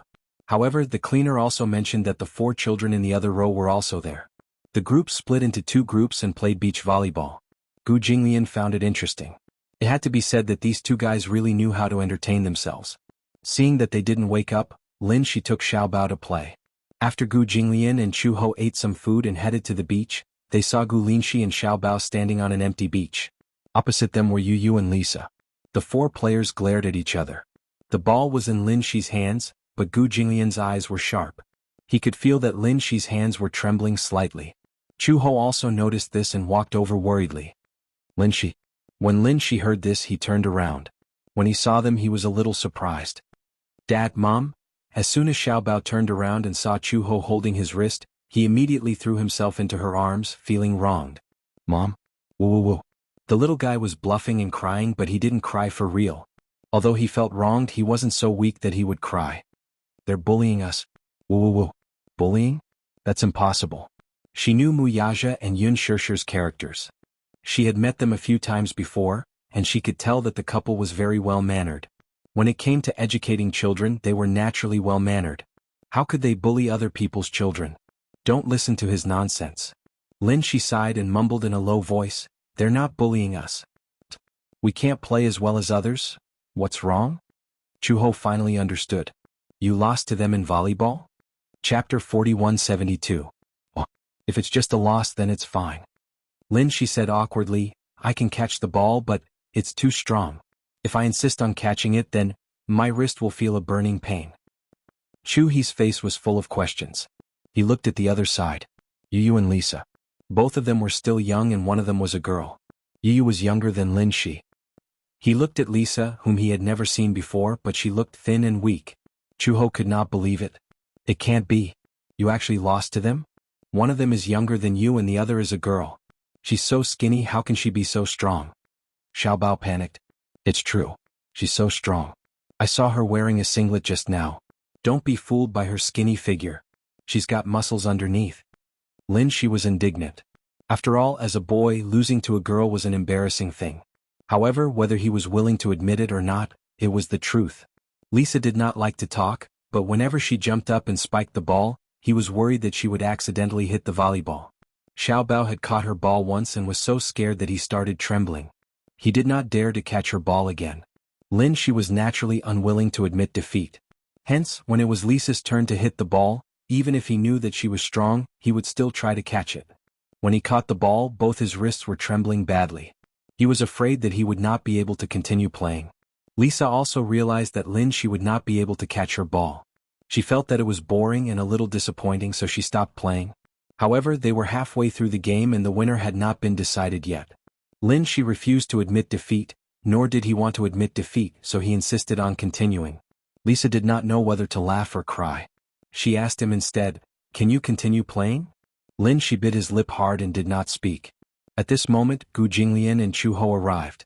To be honest, he probably couldn't continue fighting. Otherwise, his wrist would definitely swell up. However, he did not want to lose to a girl. He was a boy and Lisa was a girl. If he had lost to Yu, it would have been fine. However, he could not accept losing to Lisa. Lisa rubbed her hair helplessly and said seriously, To be honest, I admit defeat. We can't continue this match. You're injured. So, Lisa casually threw the volleyball to the side and stretched her body. She had only used a third of her strength when she was playing volleyball, but the two kids couldn't take it anymore. Normally, people with great strength wouldn't know how to control their strength even if they wanted to deliberately conserve it. Because for Lisa, she was already cautious enough. Lisa even had the illusion that Lin Shi and Xiaobao were glass dolls that would break if they were not careful. Lin Shi was unwilling to give up. She pursed her lips and looked unhappy. Chu Ho was a little curious. Why, how terrifying was her strength that even Lin Shi was injured. She suddenly took a step forward and looked at Lisa's back. She smiled and said, Why don't we play a game?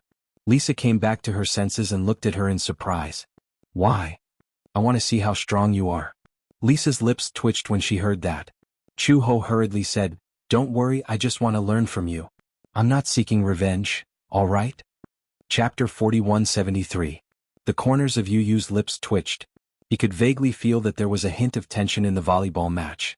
Lisa said to him, Go to one side. I'll have a match with her. This. Xiao Yichen thought to himself helplessly. Is there really a point to this match? No matter who wins, it won't be a dignified victory, right? Lisa would still be fine. If Chu Ho won, he would think that she was an adult and would stoop to the level of a child. If she lost, he would think that it was too embarrassing for an adult to lose to a child. Lin, she said hesitantly, Forget it, I admit defeat. Don't misunderstand. With a smile on her face, Chu He walked to Lin Shi's side and picked up the volleyball from the ground. Dusting off the sand on it, she said with a smile, I just wanted to see how strong a girl can be to almost hurt a boy's hand. Lisa was expressionless when she heard this. He was the one who wanted to play with me. I saw that he was injured and didn't want to play anymore. He doesn't want to admit defeat. Lisa was naturally competitive, especially in a situation where she could win. She would never admit defeat unless someone had the ability to convince her. Then, can you let me have a taste of your skills? Chu-ho asked tentatively. Lisa was in a daze. She felt that the face in front of her seemed familiar. Vermilion bird? A noun flashed through her mind. There was a vermilion bird in the Hurricane Group. There was also a vermilion bird in the International Criminal Police Organization. One was a black vermilion bird while the other was a white vermilion bird. Everyone used this name to distinguish between the two. Lisa was a junior and had never seen white vermilion bird in person. However, she remembered seeing a picture of white vermilion bird. She was smiling and her eyes were full of confidence. She looked very similar to the woman in front of her. She couldn't help but feel suspicious. Just as she was in a daze, Chu-ho couldn't help but remind her, "Are you ready?" Lisa immediately reacted. She took half a step back and bowed slightly. She immediately returned to her battle stance. Chu-ho served. She held the volleyball up high and made a standard serve. The volleyball flew over the railing. Lisa's reaction was quick. Like a cat, she darted forward and used her considerable jumping ability to hit the volleyball back. A special volleyball match was about to begin. Wuxia and Yun Shishir came back from their walk on the beach and saw this scene. Hua Jin, who was following behind her, saw it as well. Of Xiaoyichen and Yu were still asleep, and Xiaoyichen and Yu were still asleep. Of Xiaoyichen and of Yu of them. Of course. And Yo. Xiaoyichen and Yu of Yu's aunts. And Yu. After taking a stroll around the area, they were greeted by such a sight as soon as they returned. Everyone found it a little novel. Yun Shishir was a little surprised. What are they doing? Volleyball. But Yun Shishir and Hua Jin stared blankly at the two people who were in full swing. The sound of the volleyball hitting the ball was shocking. This volleyball is too scary. Wuxia thought it was interesting. Let's go and take a look. The group walked to the side. Xiaoyichen noticed them. Wuxia gestured for him to keep quiet and watched silently. Chu-ho and Lisa were evenly matched. One was a former Interpol officer, while the other was the youngest mercenary in Mercenary Paradise. Both of them were terrifyingly strong. Chapter 4174. Chu-ho in particular was shocked. Before she had experienced the match, she could already imagine that Lisa's strength was not weak. Otherwise, Lin Shi's wrist would not have been so injured. However, she did not expect Lisa's strength to be so terrifying. She even felt that this girl's potential was far above hers. As the saying went, the younger generation will surpass us in time. That was the gist of it. As for Lisa, how could she not be surprised? What she did not expect was that Chu-ho's strength would be so great. She looked gentle and weak, but she did not expect that her strength would not be inferior to that of an official mercenary. Because of this, she was even more certain that the woman in front of her must be the governor of the International Criminal Police Force. She was amazing. To be able to compete with a famous character, Lisa's heart was immediately filled with motivation. She was not to be underestimated. Even if it was just a volleyball match, she would give it her all. Lisa was a person who had a strong desire to win. She would either never compete with others or she would always want to be the best. The game was no exception. After a few rounds, no one was at a disadvantage. The score was maintained at a stalemate, and no one was willing to give way to the other. Even if one party led by a few points, the other party would catch up immediately. Bang, bang, bang. Those who were in the know would know that they were playing volleyball, but those who were not would probably think that there was an explosion. Lisa gradually felt that the volleyball was going soft. It was full of air, but now it felt like it was running out of energy. Not to mention Xiaoyichen and Yu, even Gu Jinglian was trembling with fear. Not to mention Yun Shishir and Hua Jin, who were not far away.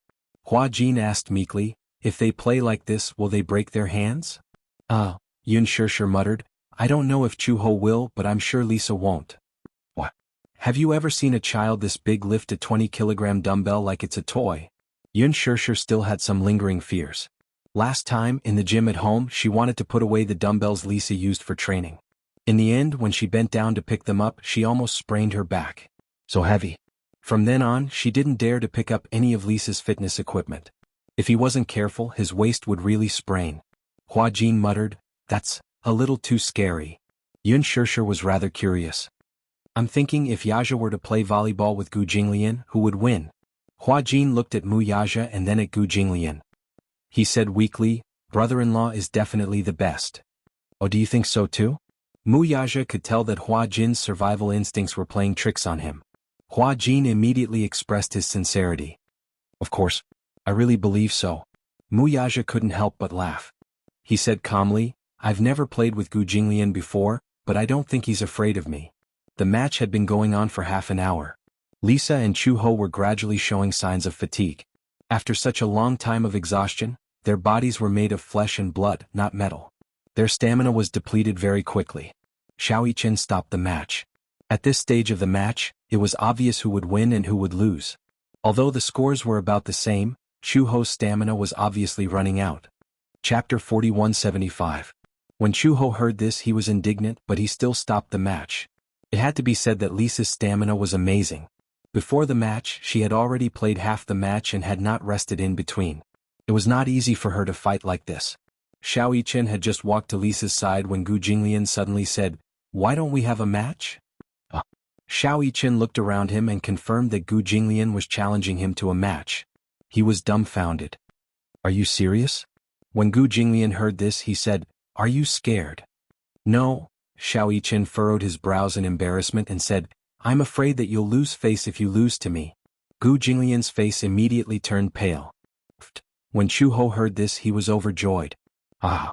This sentence sounded arrogant, but Xiao Yichen looked really embarrassed, as if he was really worried that Gu Jinglian would lose face if he lost to him. Gu Jinglian was speechless and said, "How can you be so sure that I'll lose to you?" "Because, it's true," Xiao Yichen said hesitantly, "I don't know how to fix a match." Yu said solemnly, "If Xiao Yichen plays, the volleyball will probably explode." Lisa nodded as well. The three children looked at Gu Jinglian sincerely, as if they were thinking about him. When he said this, Gu Jinglian felt very awkward. He was a grown man, yet he had to let a child go easy on him? He said angrily, "You don't have to go easy on me. I might not lose if I play against you." "This isn't a good idea?" Xiao Yichen scratched his head in embarrassment and said, You really can't beat me. If I hurt you, Daddy will say that I'm causing trouble again." He did not know that Mu Yaja was standing not far away. When Mu Yaja heard his son say that, he secretly said, "It's okay, Daddy won't scold you. Trample on him." Yun Shirshir glanced at her man coldly. Why did he become so childish at this time? Gu Jinglian was unwilling to give up. He felt that he was being looked down upon by these three children, so he insisted on having a go. "Let's just play one round then." In the worst-case scenario, he would not use as much force. Xiao Yichen picked up the ball and served it casually. Gu Jinglian was displeased when he saw that Xiao Yichen did not receive the ball. "Are you looking down on me?" "No, I was afraid that you wouldn't be able to connect it." Gu Jinglian's lips twitched again.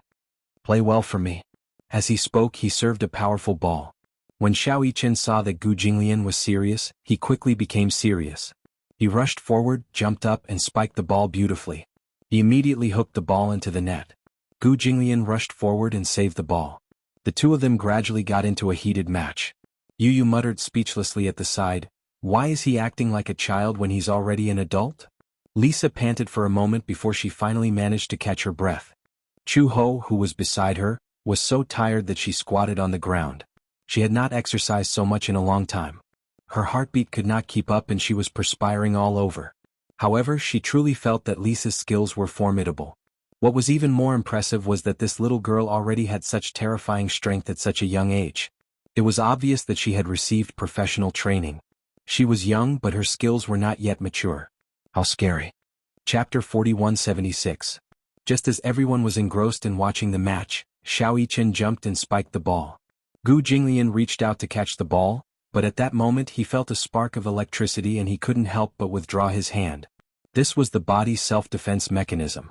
No matter how strong the ball was, if he were to receive it, he would probably dislocate his shoulder or break his bones. The body had a self-defense mechanism. Gu Jinglian instinctively felt that there was no way he could receive the ball, so he instinctively withdrew his hand. The ball immediately bounced onto the cement beside him. There was a loud bang, followed by the sound of an explosion. The volleyball rolled onto the sand, but it was obviously deflated. It exploded. This was the first time Chu Ho had seen the ball explode from a child. He was stunned. Gu Jinglian was also stunned. He knew that Xiao Yichen was very good and strong, but he had never imagined that Xiao Yichen's strength was so terrifying. Yun Shishir and Hua Jin were also stunned. The whole world seemed to have returned to silence.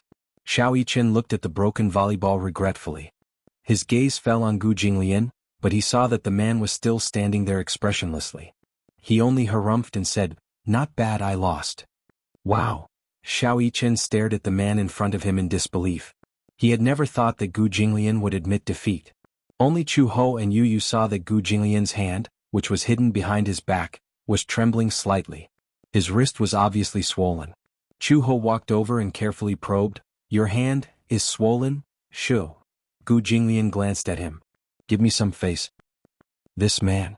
At such a critical moment he was still thinking about face. However, on second thought it was human nature. Although he admitted defeat, he couldn't let the other party feel that he had lost too badly. A 1.8-meter-tall man playing volleyball with a child's size ended up straining his wrist. He would feel embarrassed if he told others about it. Gu Jinglian wanted to save face. "You should be okay, right? It's just swollen. It's fine." "Xiao Yichen, can you?" Lisa looked dejectedly at the ball that was slowly deflating. "Can't you hit it more gently? My only volleyball is broken. What am I going to play in the future?" Xiao Yichen said angrily, "Buy more." "That's easy for you to say. Do they sell volleyball on this island?" "Yes," Yu Yu said. "There's a convenience store near the hotel that sells beach volleyball." Xiao Yichen said embarrassedly, "Lisa, don't be angry. I'll compensate you." Xiao Yichen patiently coaxed Lisa while Gu Jinglian and Chu Ho exchanged glances. Were these two children the reincarnation of monsters? So strong? They were too violent. It had to be said that Xiao Yichen and Lisa were inexplicably compatible. They were equally violent and had monstrous strength. Chu Ho and Gu Jinglian respectively experienced the terrifying strength of the two children. Then they looked at Xiao Bao, who was stunned. Chu Ho didn't know whether to laugh or cry. Xiao Bao had already seen what was going on. Meanwhile, Lin Shi's mind was almost stuck as he watched the scene unfold. Fortunately, he had withdrawn from the game in time. He also had reason to believe that Lisa had really given in when they were fighting. Otherwise, he would have lost even more miserably. Even though he was unwilling to admit defeat, he had to admit defeat. Chapter 4177. Of course they could not play volleyball. It happened to be dinner time, so Gu Jinglian booked a candlelight dinner and planned to relive the sweetness of their marriage with Chu Ho. At dusk, the beach, the setting sun, the candlelight, and the classic foie gras filet mignon quietly waited for the arrival of the night. Such a scene was very beautiful just by imagining it. Gu Jinglian had put a lot of thought into this trip. Since they were on vacation, they had to do everything perfectly. He was a perfectionist. Therefore, as long as he wanted to do something well, there was no excuse or reason why he couldn't do it well. Chu Ho, on the other hand, had put a lot of thought into him. When the candlelight dinner was ready, Chu Ho was still worrying about what delicious food there was on the island. She was hungry and her head was full of steak and hamburgers. Gu Jinglian sent the two children to other restaurants on the island to eat with the bodyguards. Then he happily prepared to have a candlelight dinner with Chu Ho. Lin Shi knew his intentions, so she did not say anything and promised to take good care of Xiao Bao. Then she held Xiao Bao's hand and walked away, coaxing and cajoling her. Gu Jinglian was looking forward to the romantic candlelight dinner. He said that he wanted to give Chu Ho a surprise, but just now he held her hand and walked to the beach. Chu Ho saw the small dining table from afar. It was only big enough for two people to sit face to face, and there were snacks and beautiful candlesticks on the table. Chu Ho widened her eyes in surprise. "This is a candlelight dinner?" Gu Jinglian looked at her affectionately. "Do you like it?" Chu Ho was stunned for a moment, then she turned around and looked up at him. She smiled and squinted her eyes. "I like it." She tiptoed, put her arms around his shoulders and planted a kiss on his cheek. Although this man was always disliked by her for not being romantic enough, occasionally he would deliberately create a romantic surprise. She had also fantasized about their romantic honeymoon.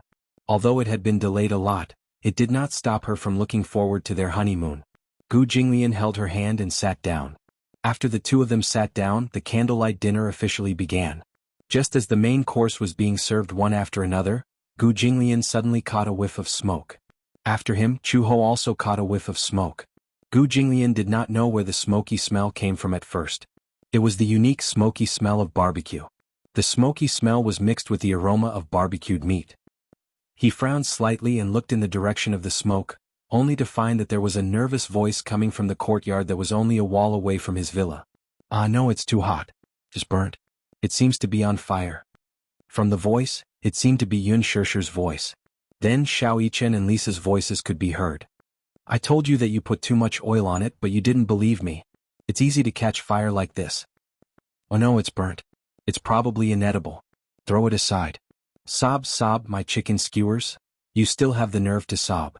If you didn't put so much oil on it, who would be burnt?" "It's my first time barbecuing." Gu Jinglian was speechless. These guys were actually barbecuing at the seaside? Moreover, this group of fellows actually made the smoke so big that it spread to the walls of his courtyard. He was eating Western food. They were getting married. The barbecue next door was a mess. Chapter 4178. Gu Jinglian was so angry that he was about to explode.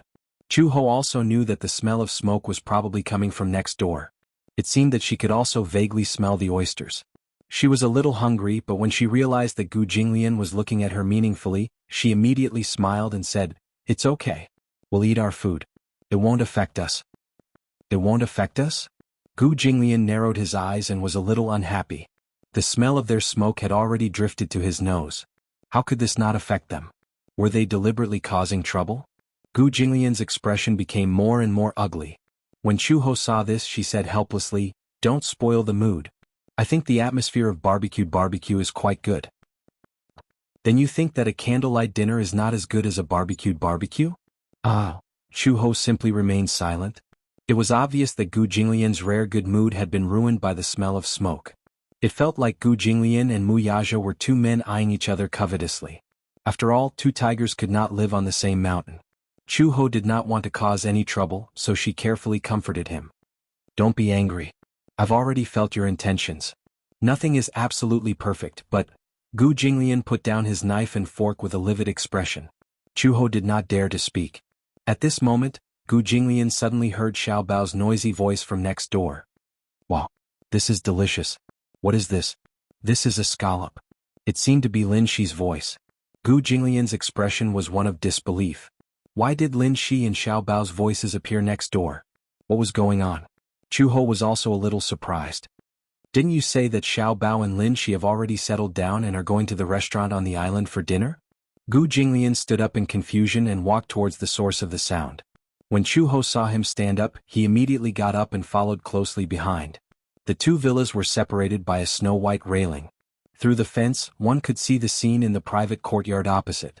Gu Jinglian walked over and was speechless when he saw Xiao Bao and Lin Shi, the two clowns, jumping around the 3 barbecue grills.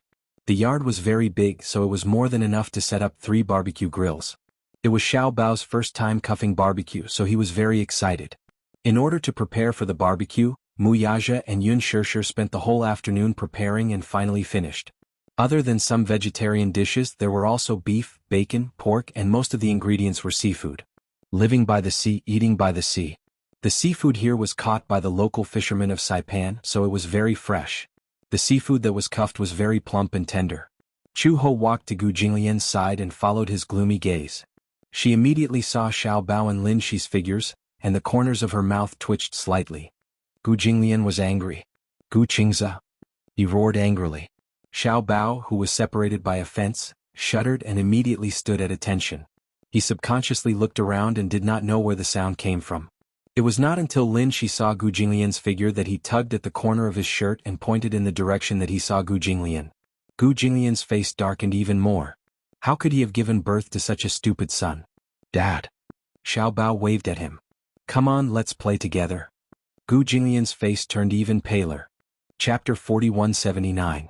Compared to Xiao Bao's excitement, Lin Shi felt inexplicably uneasy. He had a feeling that Gu Jinglian's expression was not good.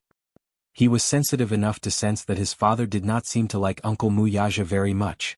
Originally, he and Xiao Bao had been taken out to eat at a restaurant on the island, but when they passed by Mu Yaja's private villa, they bumped into Yun Shirsher.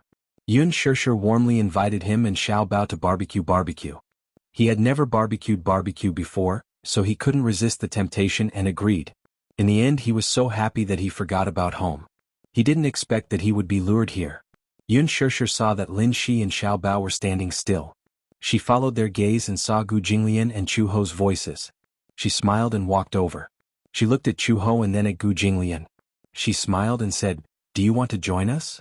Chu Ho was just about to nod. She also wanted to barbecue. Most importantly, the aroma of the barbecue was too tempting. It would have been better if they didn't come closer. Once they came closer, the aroma made it impossible for them to resist. However, whether they could join them or not depended on whether Gu Jinglian was willing to do so. She looked up at Gu Jinglian. Gu Jinglian's expression softened a little.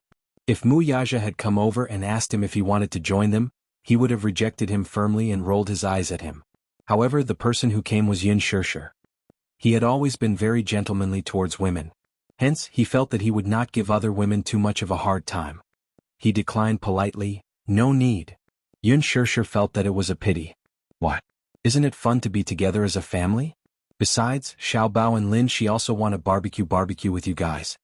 Gu Jinglian's gaze was slightly stunned. He looked at Xiaobao and Lin Shi, who were not far away, but saw that the two of them couldn't help but cast their hopeful gazes on him. Their faces were full of anticipation. Chu Ho couldn't bear it and sighed. "Let's go together. Xiaobao and Lin Shi want us to join them." Gu Jinglian and Chu Ho looked at each other and finally bit the bullet and agreed. He entered the courtyard. At this time, Yun Shirshir had someone set up a barbecue grill. Xiaobao's him. Gu Jinglian didn't even look at him and reached out his hand to grab him by the ear. Ouch! Xiaobao furrowed his brows in pain and his shoulders slumped. "Didn't I tell you to eat?"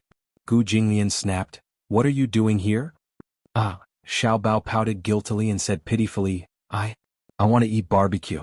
I don't want to eat alone. It's so much fun to have a barbecue with so many people." "What do you mean by eating alone? Didn't Lin Shi accompany you?" Xiaobao snorted. "He doesn't count." Lin Shi was speechless. Why didn't he count? Yun Shirshir walked over and said, "It's fun for children to gather together. Look, there are 4 or 5 children here. If they're together, they won't be lonely." Chu Ho was very touched. His impression of Yun Shirshir immediately improved. He could tell that Yun Shirshir really liked children.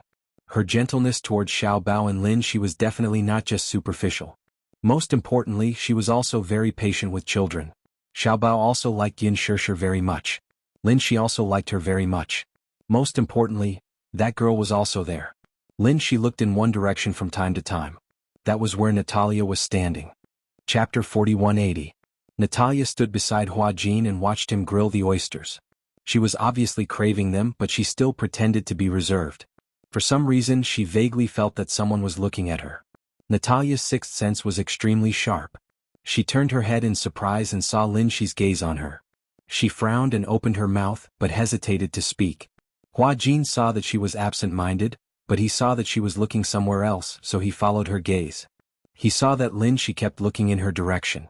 Hua Jin's lips twitched. Why does he keep staring at me? Natalia wasn't used to it. She put her arms around her shoulders. It felt weird to be stared at like this. Hua Jin couldn't help but tease her. Because our Natalia is pretty and boys like her. I don't want him to like me. Natalia awkwardly hid behind Hua Jin. At the same time, Yu, who was standing at the side, also noticed the man's deep and meaningful gaze on Natalia. He frowned slightly and couldn't help but feel a little unhappy. He put down the ingredients in his hand and walked to Lin Shi's side. He purposely knocked Lin Shi's shoulder to the side. Lin Shi came back to his senses and looked at Yu, who had appeared behind him without him noticing. What's wrong? Why are you in a daze? Yu glanced at the scallop in his hand. Are your scallops almost burnt? Ha! Lin Shi quickly lowered his head and looked at the scallop in his hand. Indeed, because it hadn't been taken care of for a long time, it already smelled a little burnt. Oh no. Lin Shi quickly put the scallop aside with a pair of tongs, feeling a little lonely. It burned again. He couldn't remember how many scallops it was, but it should be the third one. Scallops were really difficult to grill. It was easy to see other people grilling them, but it wasn't easy to grill them yourself. It's burnt again. Yun Shirshir walked over, not knowing whether to laugh or cry. How did it get burnt? Before Lin Shi could say anything, Yu said coldly, because I was daydreaming. In a daze. Yun Shirshir laughed and said, if you're in a daze, it's easy to burn. Got it. I'll be more careful next time. Lin Shi explained, I was distracted and didn't pay attention, so, it's okay. There are many oysters and scallops here. Remember, you can't eat burnt ones. You'll have diarrhea. Yes. Yun Shirshir walked to the side to check on Xiao Yichen. After Yun Shirshir left, Gu Linshi looked at Yu strangely. She felt that this guy had an inexplicable hostility in his eyes. You, Gu Linshi asked hesitantly, what do you want? Nothing. Yu was obviously not friendly to him. Could be said that he was very cold. He turned around and walked away. Gu Linshi didn't know what was going on. He had a feeling that the boy had done it on purpose when he bumped into him earlier. But why would he bump into him for no reason? Gu Linshi couldn't understand. All of this was reflected in Hua Jin's eyes. Was Yu jealous? Moreover, the way he was jealous was cute. Hua Jin felt an inexplicable sense of accomplishment. Chapter 4181. Chu Ho felt that there was no need to set up a new barbecue grill.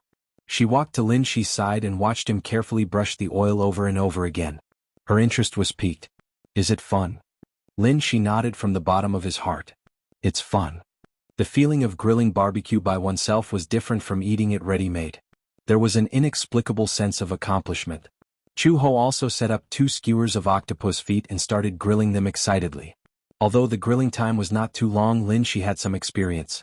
Chu Ho did not know how to grill, but he would still stand at the side and give pointers like an old man. Chu Ho laughed in her heart. This guy was too interesting. Actually, he was not that good at grilling, but he was here to give him pointers. He even acted as if he was good at it. However, Chu Ho was only criticizing him in her heart.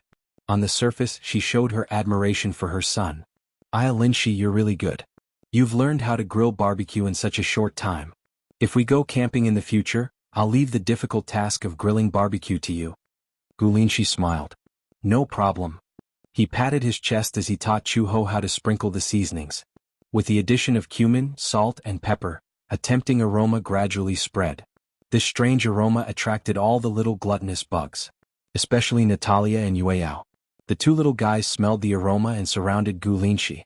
The 2 of them were not very tall, so they had to tiptoe to see what he was cuffing. Gu Linshi had steak, oysters, scallops, and meat skewers in his hands. Natalia still had some self-control. However, Yueyao did not have any self-control at all. She just stared at the sizzling meat skewers without blinking. She looked like she was about to drool. Chu Ho looked at Yueyao's silly look and almost laughed. This little loli was really too cute. She stared blankly at Gu Linshi's actions as if she was frozen in place like a statue. Her eyes were dull but full of spirit, and her saliva was about to overflow from the corner of her mouth.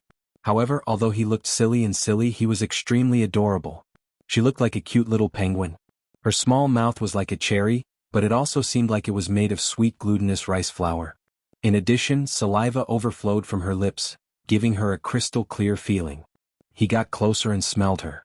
There was a milky fragrance on her body. It was the most typical smell of a child. Chu Ho squatted in front of her and gently pulled her little hand. However, Yueyao didn't seem to be very cooperative. He even put his hands behind his back as if he didn't want her to touch him. His eyes were still locked on Gu Linshi's body, full of yearning. Chu Ho couldn't help but ask Gu Linshi, "Are you done? I've been staring at you for a long time." Only then did Gu Linshi realize that the little guy was standing beside him. He saw Yueyao staring at him with his mouth slightly open, his eyes full of pleading. Chu Ho rebuked, "Did you just see it? I've been waiting with my mouth open for a long time." Gu Linshi asked, "What do you want to eat?" Yueyao didn't say anything. He opened his mouth and looked at him eagerly. Chapter 4182. For some reason, Gu Linshi suddenly had the urge to play a prank on her. He pretended to pinch a piece of meat, but in reality, there was nothing in his hands. It was just air, and he carefully brought it to Yueyao's mouth. Chu Ho saw this and immediately saw through Gu Linshi's little trick.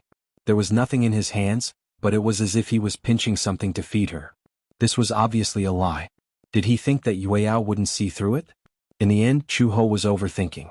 Yueyao was only a few years old, so she was stunned by Lin Shi's trick. She saw Lin Shi bring a piece of meat to her mouth, but she didn't see it. She even moved her little mouth away. "It's hot." Lin Shi couldn't stop laughing. How was it hot? This guy wasn't stupid at all. He knew that freshly baked food was hot. Or was it that he was already injured when he went to steal food from Yun Shishir's place, so he learned his lesson? Lin Shi pretended to blow gently, then said to Yueyao, "It's not cold anymore. Try it." Really? Yueyao still didn't believe him. After hesitating for a long time, she timidly opened her little mouth. Lin Shi fed her the meat. Yueyao didn't even look at it. She opened her little mouth and bit into a ball of air. In the end, Chu Ho didn't know whether to laugh or cry. Yueyao didn't even look at it and swallowed the ball of air whole. In the end she didn't taste anything and looked puzzled. Lin Shi even asked seriously, "Is it good?" Yueyao answered honestly, "I can't taste it." Lin Shi coaxed her again, "I'll give you another piece of meat to try, okay?" Yueyao became excited, "I want to eat meat." She clenched her fists and looked expectant. Her eyes sparkled, which made Chuho feel a little sorry for her. Lin Shi grabbed another ball of air and brought it to her mouth. In the end, when she bit it, she still did not taste anything. She even chewed it seriously, but there was no taste at all. The confusion in her eyes grew even greater. Chuho couldn't take it anymore. "Alright, stop teasing her. Look at how wrong she looks." Not to mention Chuho, even Lin Shi himself couldn't bear it. He felt very guilty, so he finally picked up a small piece of real meat and put it in her mouth. The meat was an octopus foot. It was cut into small pieces and was very tender and springy. The Yueyao had just changed its teeth, so the octopus foot was a little hot. However, Lin Shi blew on it and it was much more comfortable. After eating a few pieces of octopus feet, Yueyao smelled the tantalizing aroma coming from the barbecue grill where Yu was standing. She ran over to him and looked up. Lin Shi looked at her and couldn't help but feel his heart soften. When his sister and brother grew up, they would definitely be as cute as Yueyao. When that time came, he would be a big brother.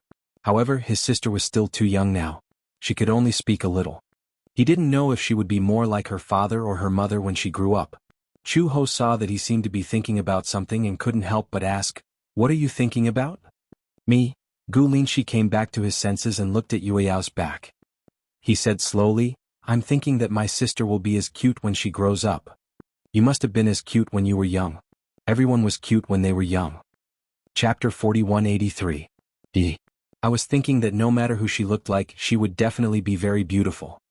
Chuho looked at Yueyao's back and muttered, "She looks more like Dad. What do you think?" "Yeah. If your sister looks more like Dad, she might be even prettier." Lin Shi disagreed. "Who said that? If she looks like Mom, she would definitely be very beautiful too. How can you be so sweet with your little mouth?" Chuho couldn't help but scratch the bridge of his nose.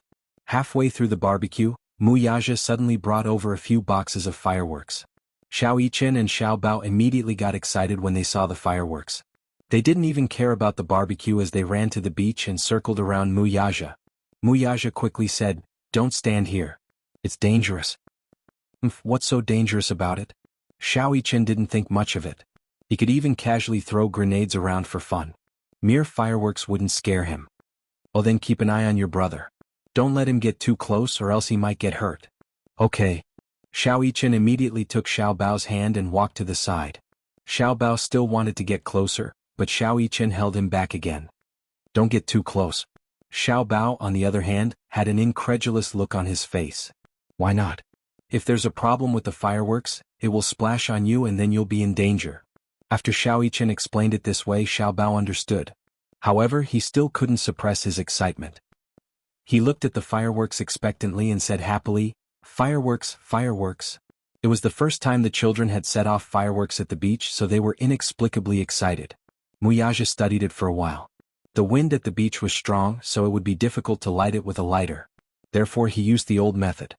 He lit a cigarette and confirmed that there were no children standing around. Then he lit the fuse with a spark and hurriedly retreated. 10 seconds later, with a whoosh, several meteors rose into the sky in a straight line and quickly disappeared into the night. There were a few more shio shio shio sounds, and the fireworks continued to rise into the sky, but they did not disperse as expected. Xiao Bao was surprised. "Where are the fireworks?" Natalia and Yueyao also looked around curiously. Generally speaking, when the fireworks rose into the air, they would definitely explode into several brilliant flowers, but now they couldn't see them. Just as the group of people looked at each other, there were a few walala sounds, and dozens of beautiful fireworks suddenly bloomed in the night sky. The falling sparks were like tassels, slowly spreading along the texture of the night sky. These were fireworks bought from a local Chinese vendor, and they were definitely of the highest quality. Therefore, the dazzling effect was indeed beyond Muyaja's expectations. He didn't set off fireworks at the beach, so this idea suddenly popped up in his mind.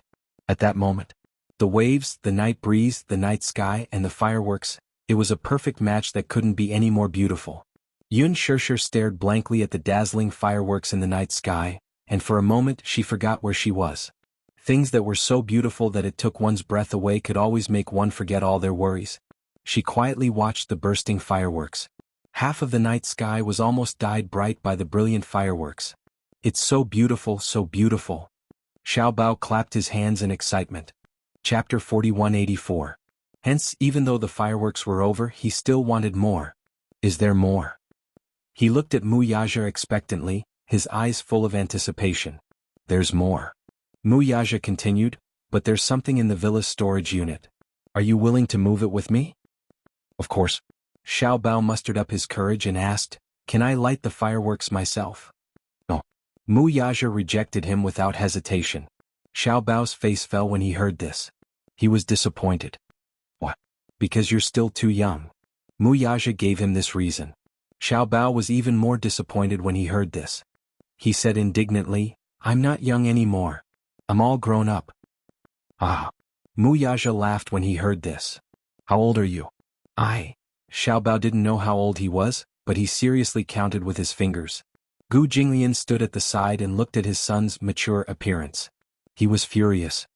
Didn't I teach you how to count? Xiao Bao scratched the back of his head awkwardly and said helplessly, I've forgotten how old I am, ha. Xiao Yichen couldn't help but laugh when he heard this.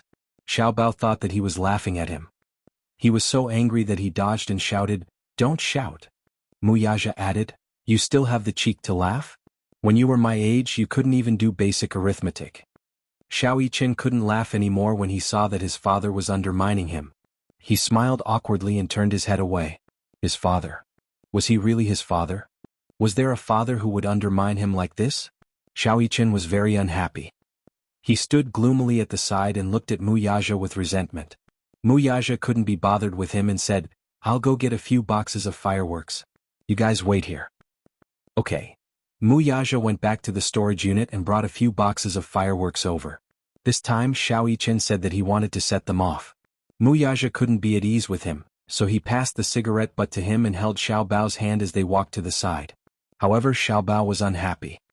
He pouted and said reluctantly, Why can he put it down but I can't play? Little Yichen laughed. I'm older than you so I can set off fireworks. After hearing him say this, Xiao suddenly had an inexplicable longing. It's good to be older. I want to grow up too. Next to him, a man who had already grown up, said faintly, When you grow up, you'll feel that being young is true happiness. Xiao Bao looked at Mu Yaja, who was sighing with emotion, and corrected him seriously, I don't think you've grown up. Oh? What's that? You're an elder. Mu Yaja's face froze and turned slightly pale. Xiao Yichen laughed out loud when he heard this. Daddy, he said you're old. Mu Yaja grunted and didn't deny it. I'm old. He wasn't an immortal who had to go through this path. Move aside. Xiao Yichen warned Xiao Bao. I'm going to set off the fireworks. Don't come near. Oh. Xiao Bao stepped back and looked at him with admiration and envy. He thought that when he grew up he could set off fireworks like Xiao Yichen. That was great. Chapter 4185. Cheers. Yun Shishir raised her glass and smiled. Her face was slightly red and it was obvious that she was tipsy. She looked at Chu Ho and Gu Jinglian and smiled. Are you guys making up for your honeymoon? You guys have to enjoy yourselves this time. Gu Jinglian smiled and exchanged glances with Chu Ho. Then he raised his hand and clinked his wine glass against Chu Ho's. Mu Yaja and Hua Jin also raised their wine glasses. With a few clinks, the wine glasses clinked against each other elegantly. For some reason, Gu Jinglian, who was arrogant, would not have put down his pride and sat down to have a drink. However, no one knew what Yun Shishir said to Gu Jinglian when she walked over, but for some reason Gu Jinglian smiled. Then they sat down and had a drink together. Hua Jin sighed to himself. Why was Yun Shishir able to make people so happy? Unknowingly, the night gradually darkened. Gu Linshi carried Xiao Bao back to sleep. Natalia and Yueyao were also sleepy. Xiao Yichen carried Yueyao back to sleep. Yu and Natalia also returned to the villa early. The entire beach seemed to be quiet all of a sudden. Only the sound of the sea breeze could be heard. Listening to the sound of the waves crashing against the shore and feeling the gentle sea breeze on their skin, they couldn't help but enjoy it. Yun Shishir said, I haven't enjoyed myself like this in a long time. Chu Ho was puzzled when he heard this. Now that you're not filming, you should have a lot of time to go on vacation. How is that possible? Yun Shishir said helplessly, Yueyao is still young. I don't feel at ease leaving her alone on vacation. Now that she's a little older, I'm afraid that she won't be able to acclimatize to a place so far away. Children her age are very precious to their health. When Chu-ho heard this, he said half-jokingly, most of the children these days are precious. At that time, when we were young, we never had such a good life. Yes. Chu-ho was immersed in his memories. I remember when I was young, the Duo family where I was born was in a state of war. There was constant internal strife, and the streets were filled with demonstrations and protests. There were also many military forces exchanging fire. I remember that in order to fill my stomach, I hid from those people and ate bread from the mud. Some of it was spoiled, but in order to fill my stomach, I did not care so much. Even if he ate like that, he didn't get sick. If he were to eat like that, how could the children of today survive? Yun Shirshir did not think much of it, though. I can only say that your physique is good. Everyone's physique is different. In fact, many children in that era died prematurely due to malnutrition or poor soil conditions. It was just that no one knew about it. Now that the days were better, such things happen less often. However, the children in those poor areas still find it hard to eat and wear. Therefore, after Yun Shirshir got married, she reduced her work. However, she focused more on charity work. There was once when Yun Shirshir participated in a charity event and learned that 1,500 yuan a year could be used to fund a poor student's living expenses and tuition fees for a year. Hence, she decided to help 3,000 poor students in one go. Many reporters thought that she was hypocritical and was doing it for the sake of the Xingyu Financial Group's reputation. However, this was Yun Shirshir's true thoughts. Chapter 4186. The five of them were enjoying the sea breeze as they chatted with each other. There was no deliberate attempt to find topics to talk about or maintain the atmosphere. Everyone was enjoying the sea breeze and quietly enjoying the tranquility of the night. Perhaps this was a vacation in the truest sense of the word. The five of them drank quietly as they enjoyed the sea breeze. They only dispersed when it was very late. Yun Shirshir wanted to go paragliding on the sea. Chu-ho wanted to go snorkeling. Hence, the two of them agreed to meet at the beach early the next morning. Hence, Yun Shirshir woke up early in the morning excitedly. She applied sunscreen, changed into her swimsuit and went to the beach. Chu-ho was already there waiting for her. Yun Shirshir was surprised that Chu-ho had woken up earlier than her. Chu-ho said, I woke up early in the morning. Why so early? It's my first time watching the sunrise at the beach. Sunrise. When Yun Shirshir heard that, she was instantly envious. How could she have forgotten? Yun Shirshir said a little reproachfully, Why didn't you wake me up? I don't have your cell phone number. If I knocked on your door early in the morning, it would be so awkward if I saw you guys doing morning exercises. Chu-ho was a straightforward person, so he said what he wanted to say. Yun Shirshir blushed and said, Hey, don't talk nonsense. What's wrong with that? Chu-ho stood up and said, The coach will be here soon. We'll just wait here for a while.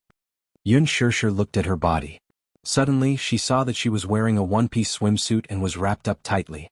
She was a little surprised. Why are you wearing so much?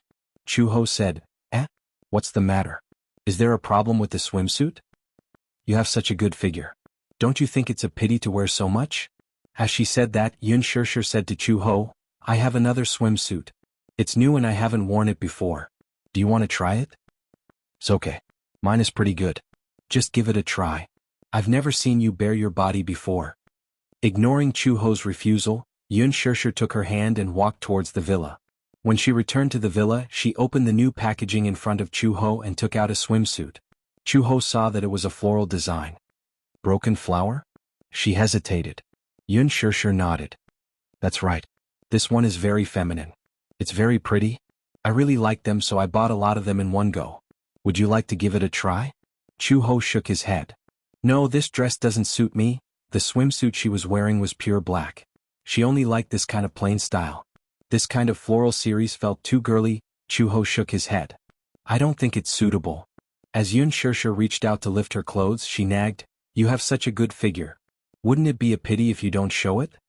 As she said that, she lifted her clothes. The moment she saw the firm lines of her abdomen, she was shocked. Seeing her expression, Chu-ho also felt uneasy. What's the matter? Oh my god. Is this your vest line? Chu-ho was stunned. I guess so. Didn't you give birth to 3 children? Yeah. Then, Yun Shirshir said in a daze, How did you recover so quickly? Chapter 4187. Chu-ho thought for a moment and recalled, I remember that there was always a vest. Even though I was 9 months pregnant, the vest could still be seen very clearly. Yun Shirshir asked weakly, "Do you exercise regularly?" "No." "Then, how did you maintain your figure?" Chu Ho said, "I don't have much fat or excess flesh on my body, only muscles." Comparisons were odious.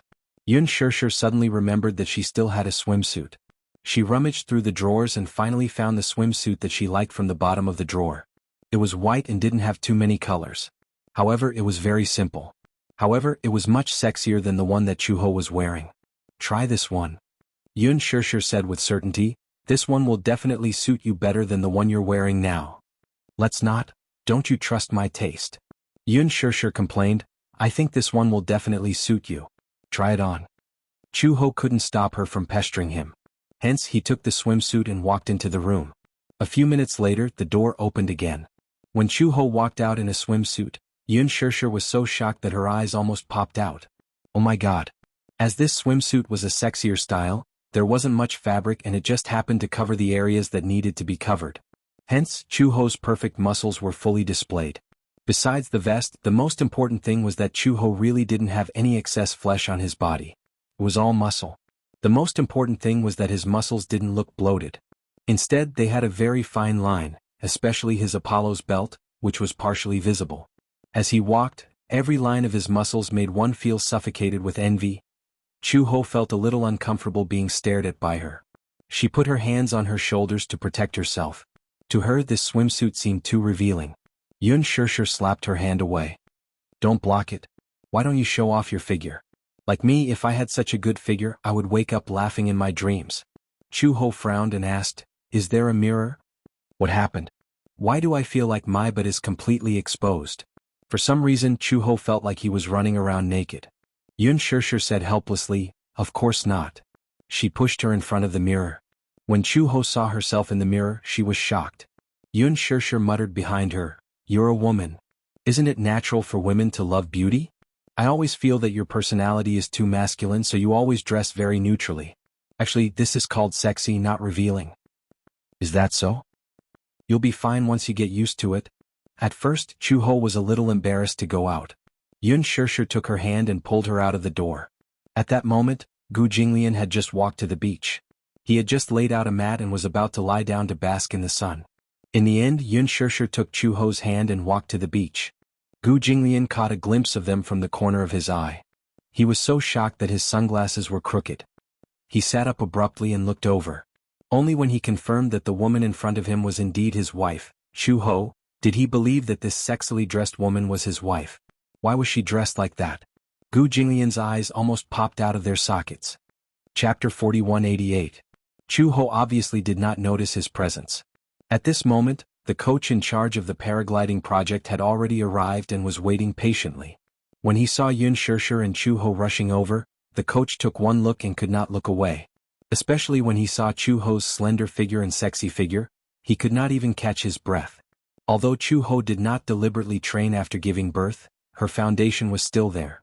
She had been training since she was young, so her figure had always been very good. Therefore, even if she did not deliberately train, her figure was definitely much better than those women who trained in the gym. Compared to the intensity of her previous training, the gym was purely child's play. Until Yun Shirshir glared at him. "Coach, can we start?" Oh, the coach came back to his senses and immediately said in broken Chinese, Okay, you're always staring at her.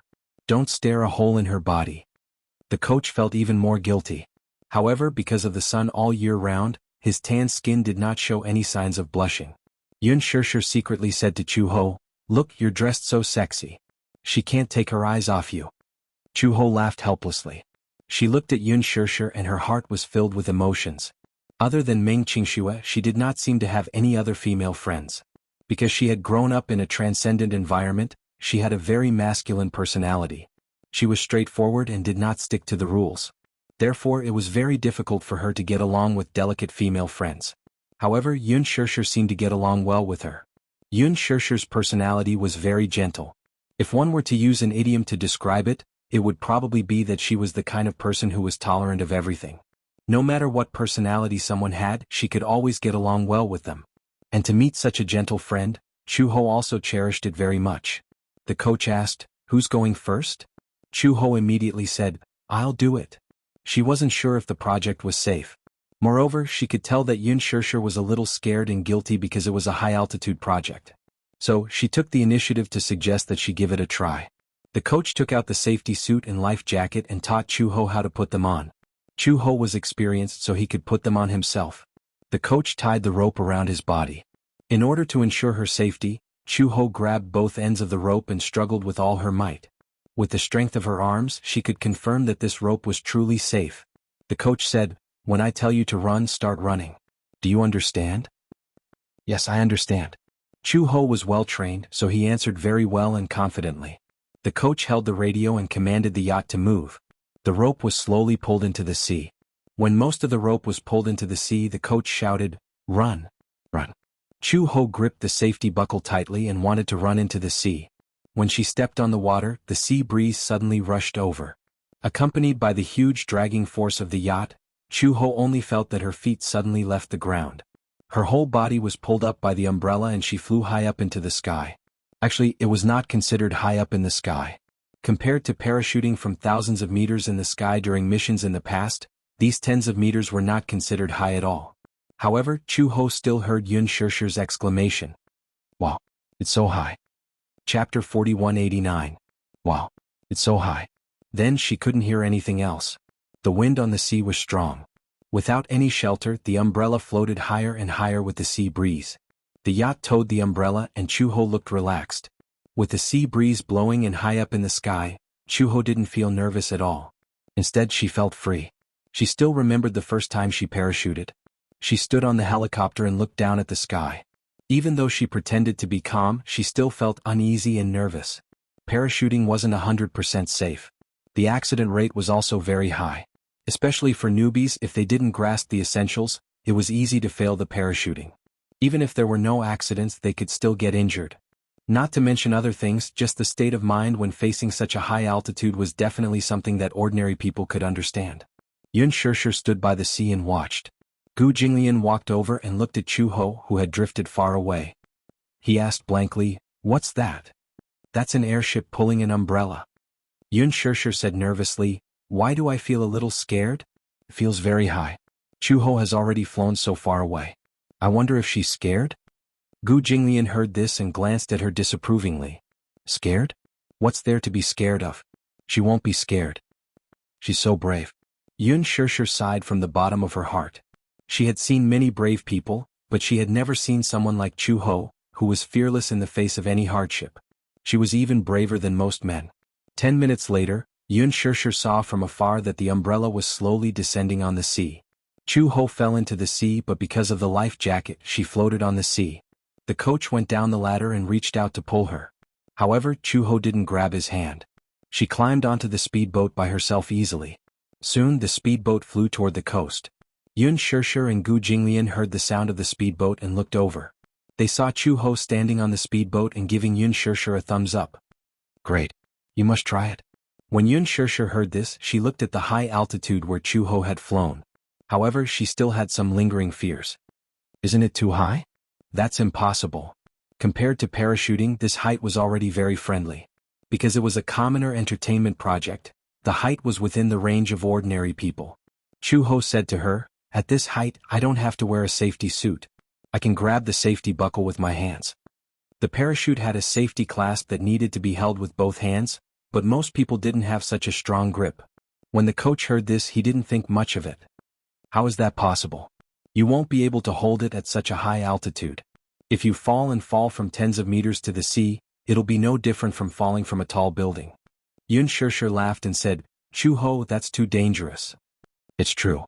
Chu-ho said seriously, "When I used to practice parachuting, I was still a new recruit. There was once when my safety suit wasn't buckled properly and I fell in mid-air. I only landed safely by holding onto the safety clasp." When the coach heard this, he was shocked. Chapter 4190. If she wanted to make it to the ground, not only would she need an amazing arm strength, she would also need an amazing grip. This was something that even the top Special Forces soldiers would find difficult to achieve. How could a woman like her do it? Moreover, he had never seen a woman skydiving before. The coach thought that skydiving was Chu-ho's personal hobby, so he said, "Amateur skydiving is different from this. It's not amateur. As Chu Ho said this, he turned to Yun Shirshir and said, "Don't worry. As long as the safety measures are taken, you will be able to take off and land safely." The coach still didn't believe him. Instead, he said provocatively, "I don't believe you just because you say so. If you're so capable, why don't you try it?" Before Chu He could react, Gu Jinglian glared at him coldly, exuding a sharp aura. How dare he provoke him? The coach caught a glimpse of Gu Jinglian's sharp gaze and jumped in shock. He was slightly intimidated by his gaze. However, Chu Ho said, "Why should I try it? Why did she have to do meaningless things and take unnecessary risks for the sake of being brave? There was no need." The coach also felt that it was pointless. He said resentfully in decent Chinese, "Come on, come on. Next." He picked up the life jacket and gestured at Yun Shirshir. Yun Shirshir was about to walk over when Chu Ho reached out and said to the coach, "Let me put it on for her." Earlier, the coach had secretly groped Chu Ho's chest when she wasn't paying attention. Fortunately, she reacted in time and blocked his hand. Fortunately, Gu Jinglian didn't see this. Otherwise, this man's hand would have been broken. Chu Ho was worried that Yun Shirshir would be taken advantage of, so she snatched the life jacket from his hand and said to Yun Shirshir, "I'll put it on for you." The coach saw this and became worried. "No, you're not professional. If you don't do it well, it will be dangerous. I know this better than you. I'm the coach. I'm responsible for your safety." The coach did not dare to take the risk. He had signed an agreement with the hotel. If the tourists who played the game in his hands were in danger, he would face the risk of going to jail. Chu Ho glared at him and said, "I said you don't have to be responsible, so you don't have to be responsible." With that, she turned around and said to Yun Shirshir, "Do you believe me or her?" Chu Ho thought that Yun Shirshir would more or less hesitate, but Yun Shirshir said without hesitation, "Of course I believe you." When Chu Ho heard this, he was slightly taken aback. Then he smiled in relief. There was a feeling of being trusted. It was a good feeling. The coach was still a little reluctant. He did not know what Chu Ho had done in the past or what he had experienced, so he did not believe him at all. Gu Jinglian, on the other hand, was impatient. He knew that this work was child's play to Chu Ho. Chu Ho was so insistent on taking safety measures for Yun Shirshir, so it must be for her safety. Hence, he waved at the coach impatiently and said, "I told you to get lost. Don't interfere and stop talking nonsense." The coach was intimidated by Gu Jinglian's authority, so he did not dare to rebut him. However, he still emphasized, "You have to be responsible for all the consequences of your actions." With that, he walked onto the yacht and tidied up the ropes. Chapter 4191. Chu Ho looked up in surprise. She didn't know how she had seen through her kind intentions. Yun Shirshir glanced at the coach and said helplessly, "I saw him trying to take advantage of you just now, but you blocked him, right?" She knew at a glance what Chu Ho was thinking. She was afraid that she would be harassed by the coach. However, Chu Ho was more reserved and reserved. She always did things quietly and didn't like to flaunt herself. Yun Shirshir was touched. Chu Ho said quietly, "It's okay now. I've checked. It's tied up very well." With that, she retreated to the side and told Yun Shirshir, "When I say 3, 2, 1, and you hear 1, start running. Don't care about anything else, just run. Do you understand?" Yun Shirshir nodded seriously. "I understand." Chu Ho gestured to the coach. The coach started the yacht and drove away. The rope was slowly dragged into the sea. Chu Ho looked at the rope being dragged into the sea and started counting. 3, 2, 1, run, run. Yun Shirshir immediately followed Chu Ho's instructions and ran with all her might. Because she had to hold the paraglider, she didn't have as much strength as Chu Ho. It was a little strenuous for her to run. When she stepped into the sea, she suddenly felt her body float up like a hydrogen balloon. She screamed in shock and immediately felt herself flying into the sky. Yun Shirshir was so scared that her face turned pale. She closed her eyes and didn't dare to look any more. Chu Ho said loudly, "Open your eyes." Then, as the water gradually rose, Yun Shirshir could no longer hear Chu Ho's voice. Finally, she gathered her courage and opened her eyes. When she lowered her head again, she saw that there was a vast ocean beneath her feet.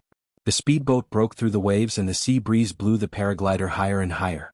Her body swayed along with the paraglider. Then, she saw the beautiful horizon in the distance. The horizon and the sea seemed to have fused together perfectly. She couldn't even tell with her naked eyes which line was the sea and which line was the horizon. Turning his head, he saw that on another public beach, the yachts, the beach chairs, and the tourists were gradually becoming smaller and smaller. The paraglider took her to the public waters. When the tourists below saw her, they shouted and whistled excitedly. They were extremely excited. Wow. Yun Shirshir took a small breath and finally exhaled the turbid air that was stuck in her chest. What followed was an unprecedented relief. Although the safety rope was somewhat strangling her, it gave her a great sense of security. She shouted loudly as if she was venting, as if she was cheering him on. However, his voice was quickly shattered by the sea breeze. It was her first time trying such a high-altitude project, so she was both excited and nervous. She followed Chu Ho's instructions and held the safety lock tightly. Her whole body relaxed and she floated freely above the sea with the parachute. 10 minutes later, the speedboat reached the shore. Yun Shirshir wore a life jacket and jumped down from the speedboat. She stepped on the water and returned to the shore. Chu Ho came up to her and asked gently, "How was the experience? Was it fun?" "Was fun." Chapter 4192. Chu Ho interrupted her. "But you did very well." Yun Shirshir's eyes lit up. "Really?" "Yes." "Phew, that's good." Yun Shirshir patted her chest, still feeling a little scared. "Actually, I'm a little afraid of heights." "Afraid of heights?" Chu Ho scratched his head. He couldn't understand what a fear of heights was.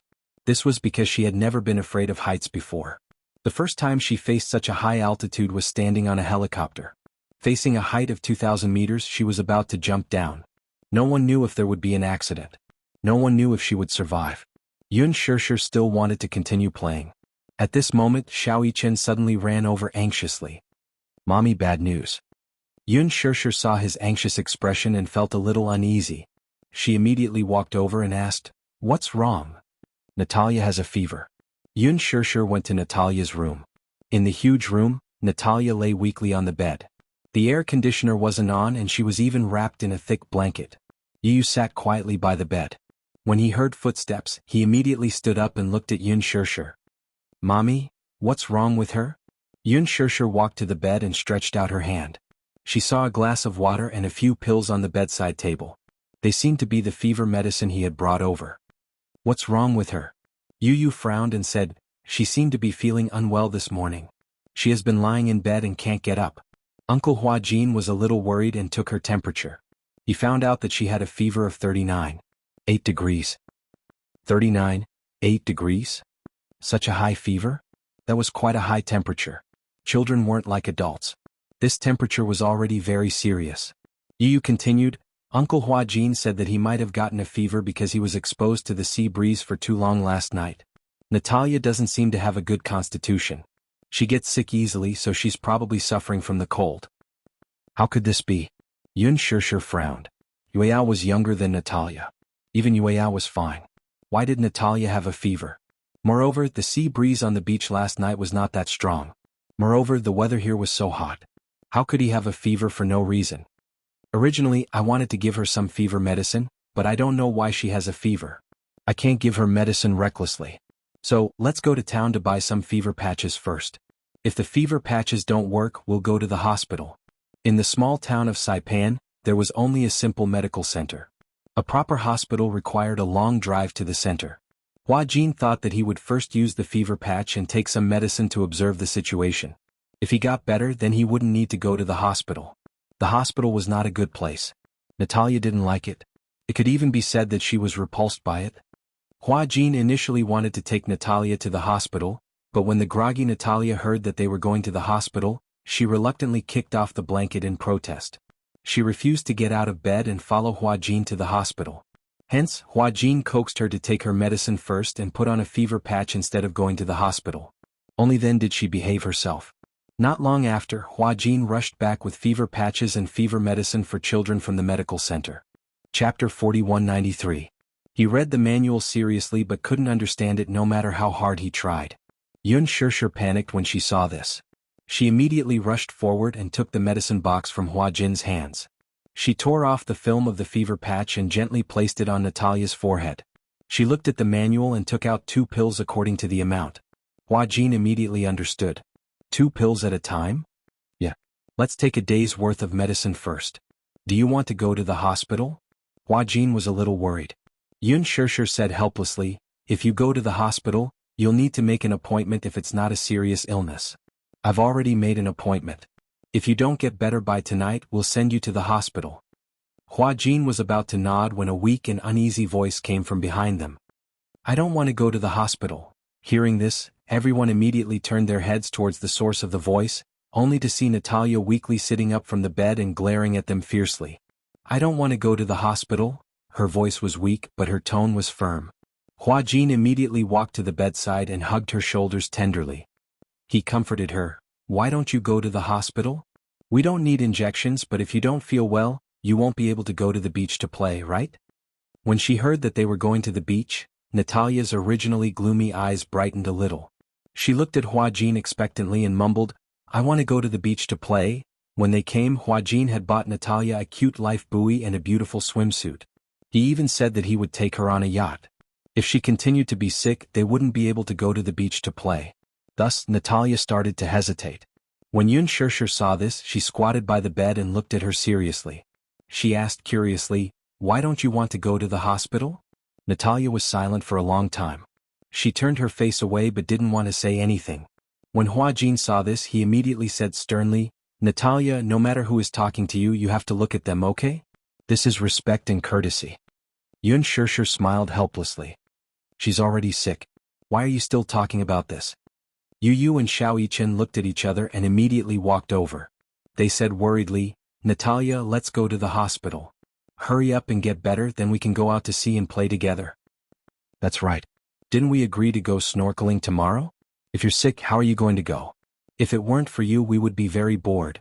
Natalia hesitated for a long time before she said in a lonely voice, Natalia suddenly said something that sent chills down everyone's spines. My sister said she doesn't want to go. Yun Shirshir and Hua Jin looked at each other and were stunned. At the airport, Alice hurriedly took a taxi and rushed to the private beach. The taxi stopped at the entrance and she hurriedly paid the bill. At the same time, Yun Shirshir had been waiting at the entrance for a long time. Earlier, Yun Shirshir had asked Alice to come to Saipan for a vacation. Also, Alice wanted to observe Natalia's condition. However, when the plane landed, she received a call from Yun Shirshir saying that something had happened to Natalia. Chapter 4194. By this time, Natalia had already taken the medicine under Hua Jin's patient persuasion. As the medicine took effect, she went to bed early to rest. The moment Alice entered the villa, she saw Hua Jin sitting by the bed with a solemn look on his face. He was looking at Natalia with heartache. What happened? Alice put her hands in the pockets of her windbreaker and walked to the bed. She glanced at Natalia and frowned slightly. What's wrong with her? Shoo. Hua Jin gestured to the door and mouthed to Natalia, she's asleep. Let's talk outside. Alice nodded, turned around and walked out the door. Hua Jin asked Yu and Xiao Yichen to look after Natalia in the room. He then followed Alice to the door. Alice lit a cigarette and stood by the bed. She asked quietly, something happened to her, right? Hua Jin nodded silently and sat down on the sofa. He asked hesitantly, does Natalia have an older sister? Alice turned around abruptly and narrowed her eyes suspiciously. Older sister? Yes. She said her older sister's name is Natalia. Natalia? Alice's face suddenly turned serious. She looked at Hua Jin. For a moment, her mind was filled with thousands of thoughts. She wanted to say something but stopped herself. Yun Shirshir poured 2 cups of tea and walked over to them. She looked at Alice and said hesitantly, Alice, we seem to have discovered Natalia's second personality. However, we found something troublesome. What troublesome thing? Yun Shirshir looked at Hua Jin. Hua Jin stood up, opened a drawer in the cabinet and took out a crystal ball. When Alice saw the crystal ball, she was shocked. Hua Jin had mentioned the crystal ball to her before. When she saw the real thing, she was even more certain that this crystal ball was definitely an auxiliary tool used by hypnotists. Alice asked in surprise, did you steal this from Natalia? That day when we were on the trip, I was packing my luggage, but she kept holding this crystal ball silently. I asked her to let me keep it for her, but she didn't seem willing. However, when I checked in my luggage because it was a fragile item, it needed to be checked in. So, I had an excuse to keep the crystal ball in my luggage. When we arrived in Saipan, I lied to her and told her that I accidentally lost the crystal ball when I checked it in. Upon hearing this, Alice asked suspiciously, is she sad? No. That is? She was very anxious and restless. She didn't sleep well the whole night. Alice frowned slightly. She felt that there was something fishy about this. Hua Jin said seriously, I observed for a while. I found that besides being inseparable from the crystal ball, Natalia has a more obvious characteristic. What characteristic? That is, she can't leave the crystal ball. Otherwise, in addition to being anxious, she will also have trouble sleeping and eating. Last night, she fell asleep very late. When she woke up in the morning, I found that she suddenly had a fever. Fever? Yes. Hua Jin said again, more than 39 degrees. So high. I asked the family doctor to come over, but he said that it was just a superficial fever. A superficial fever? Yun Shirshir was also surprised to hear the term body surface fever. Chapter 4195. Surface fever, as the name suggested, was measured based on the surface of the body. The temperature of the forehead or armpit was definitely above normal, but the temperature of the tongue was within the normal range. Therefore, a fever on the surface of the body was definitely an abnormal phenomenon. This temperature was not normal at all. In other words, there was absolutely no problem with her physiological temperature. Surface fever was mainly due to a lack of blood and qi. Insufficient blood and qi caused the metabolism of the blood to slow down. The low temperature caused the blood vessels to contract and the blood flow to weaken. At the same time, it could also be due to the poor blood circulation in the brain. It could also be due to excessive fatigue or excessive toxins in the body. In other words, poor sleep quality was the main reason. Poor sleep quality? Hua Jin said, I lied to her that I lost the crystal ball. I could see that she was very depressed. She usually hugs the crystal ball to sleep, so I suspect that there is definitely something wrong with the crystal ball. Because he suspected that there was something wrong with the crystal ball, Hua Jin wanted to give the crystal ball to Alice to study. Alice took the crystal ball and observed it for a while. She came to a conclusion. I guess that the crystal ball is the main reason for her fever. What? This is probably just a guess, but I think that if there are no unexpected circumstances, this guess is enough to be valid. What do you mean? You said that she usually hugs the crystal ball to sleep, but for the past few days, you hid the crystal ball and did not give it to her, right? Hua Jin nodded. Then, I guess that the other personality probably caused a psychological suggestion to the main personality.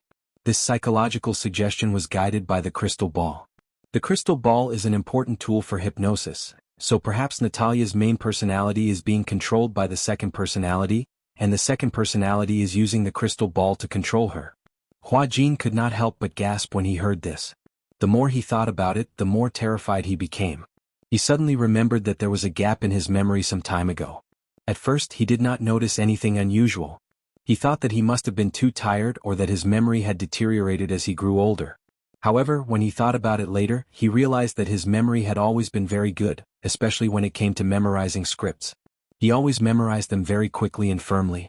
Later, when he found the crystal ball in Natalia's room, he began to suspect that he had been hypnotized by the crystal ball.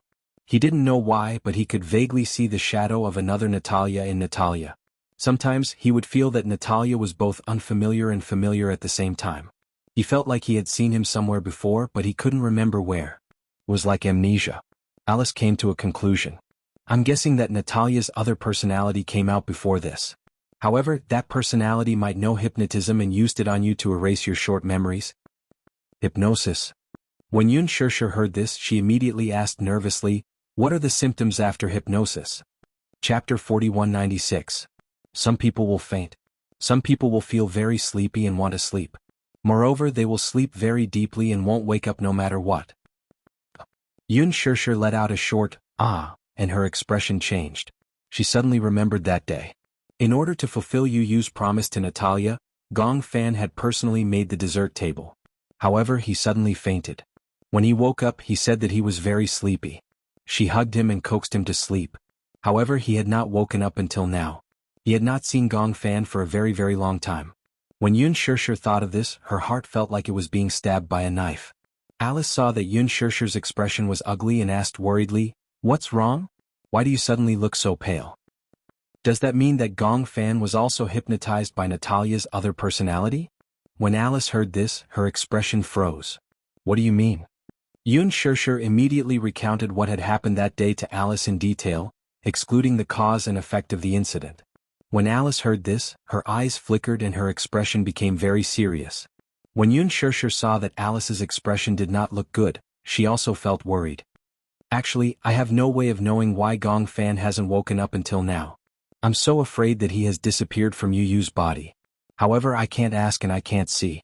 I can only live in fear every day. There's nothing I can do. However, just as you said, I thought about it carefully.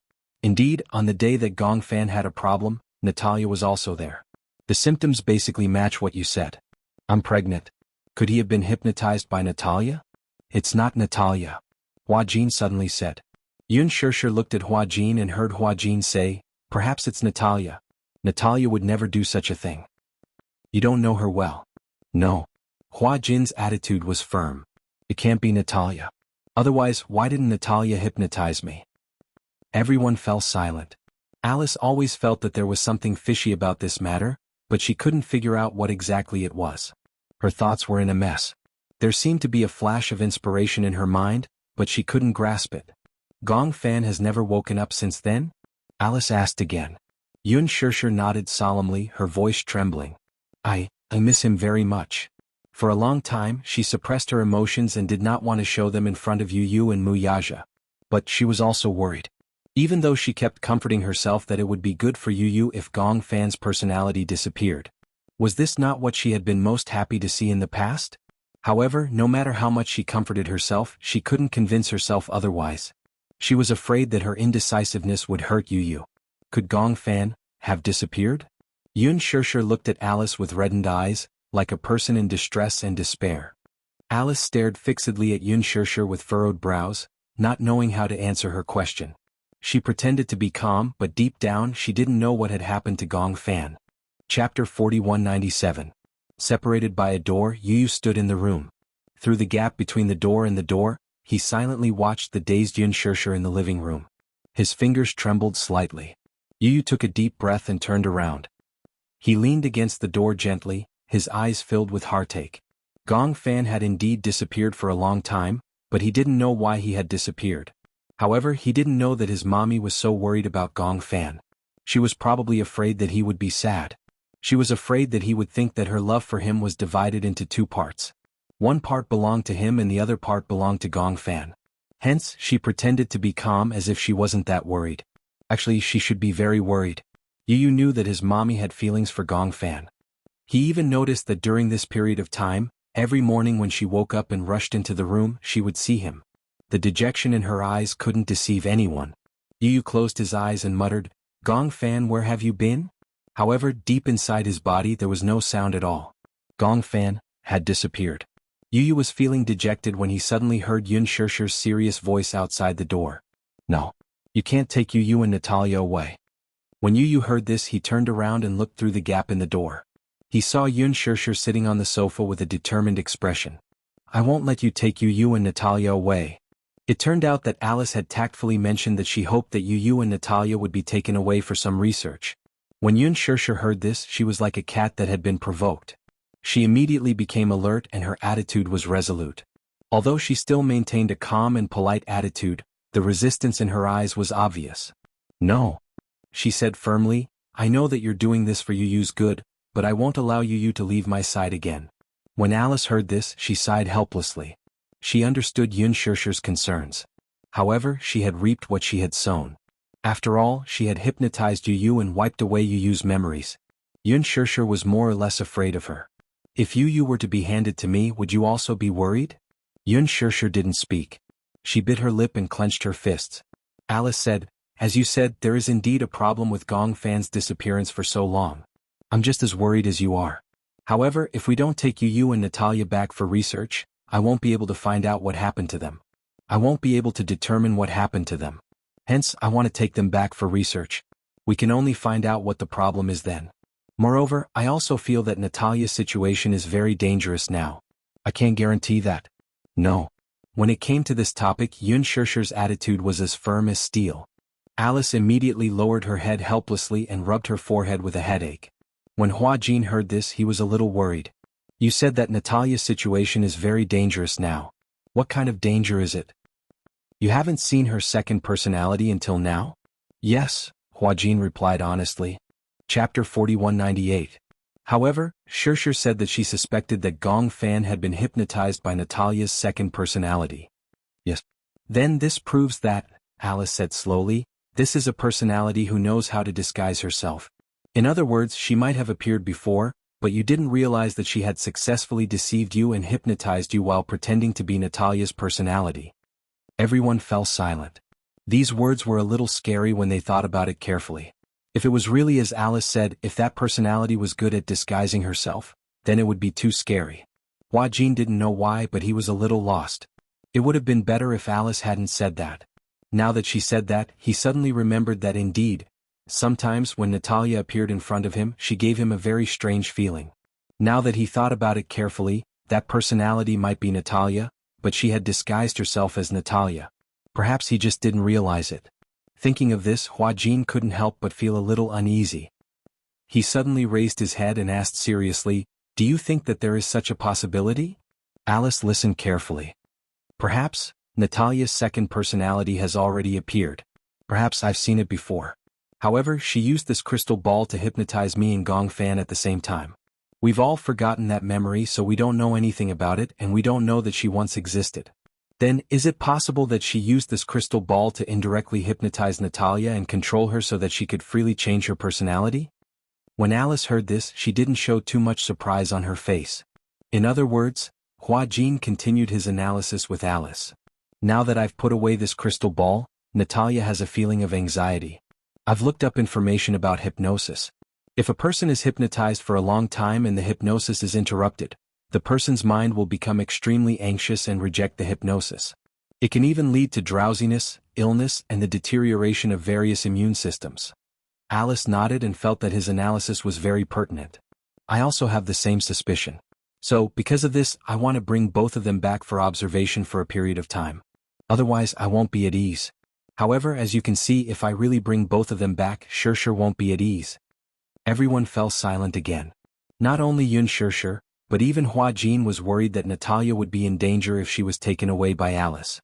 After spending some time together, it was impossible to say that Hua Jin didn't have any feelings for Natalia. He couldn't bear to hand Natalia over to Alice. It was too risky. His heart would ache. He couldn't even imagine Natalia being trapped in the laboratory and subjected to those inhumane experiments. However, if he kept Natalia by his side, he couldn't guarantee that Natalia's condition would be stable. What should he do? Hua Jin was also in a dilemma. He raised his head and looked at Yun Shirshir. He saw that she was in a daze, but he didn't know what she was thinking. Chapter 4199. Alice clenched her fists and suddenly looked up. Her expression was firm as if she had made a big decision. She said firmly, "Since you can't bear to part with Yu, then I'll come over. If Hua Jin doesn't mind, I'll settle down in his house. On one hand, I can take care of Natalia and observe her. On the other hand, I can monitor Yu's condition. This way you won't be separated from your son. What do you think?" Hua Jin and Yun Shirshir were in disbelief when they heard this. Especially Yun Shirshir. She found it hard to believe that Alice would leave everything in Hurricane to take care of Natalia. "What about your work at Hurricane? What are you going to do?"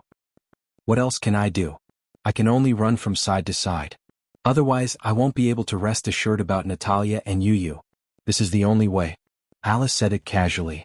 However, Yun Shirshir knew from Gong Jia that although Alice was young, she had achievements that did not match her age.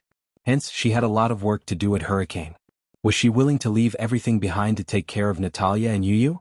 Yun Shirshir felt a little guilty. Hua Jin was also a little hesitant. "Are you sure? I heard that you have a lot of work to do. You can't be running back and forth all the time, right?" "It's fine." Alice sighed deeply. "Actually, I can understand Shirshir. After all, Shirshir is a little traumatized by my hypnotism. I understand that she doesn't dare to take the risk. But I can also understand you. But I'm still surprised that you and Natalia have such deep feelings for each other in such a short time." Hua Jin smiled embarrassedly when he heard this. He said helplessly, "I just feel a little sorry for her. I want to give her a good childhood. At least, she doesn't have to spend all her time in the hospital." Upon hearing this, Alice's gaze warmed, but she couldn't help but tease, "Are you being so careful because Gong Jia threatened you? I'm afraid that if I don't take good care of Natalia, Gong Jia will blame me." Hua Jin hesitated for a long time and had to admit, "Well, that's one of the reasons. Gong Jia said that if I didn't take good care of Natalia, he would kill me." It was as if a cold current had blown past. Alice and Yun Shirshir looked at each other awkwardly and remained silent for a long time. They had almost been touched by the father-daughter relationship between Hua Jin and Natalia, but now, in the end, Gong Jia's threats were more effective. It was obvious that to Hua Jin, Gong Jia was a demon king. Even though he was afraid of Gong Jia, he still treated Gong Jia's words as an imperial edict. Alice resisted the urge to laugh and asked curiously, "You are that afraid of him?" "You can't say that I'm afraid," Hua Jin said carefully. "Then what is it?" Yun Shirshir and Alice asked almost at the same time.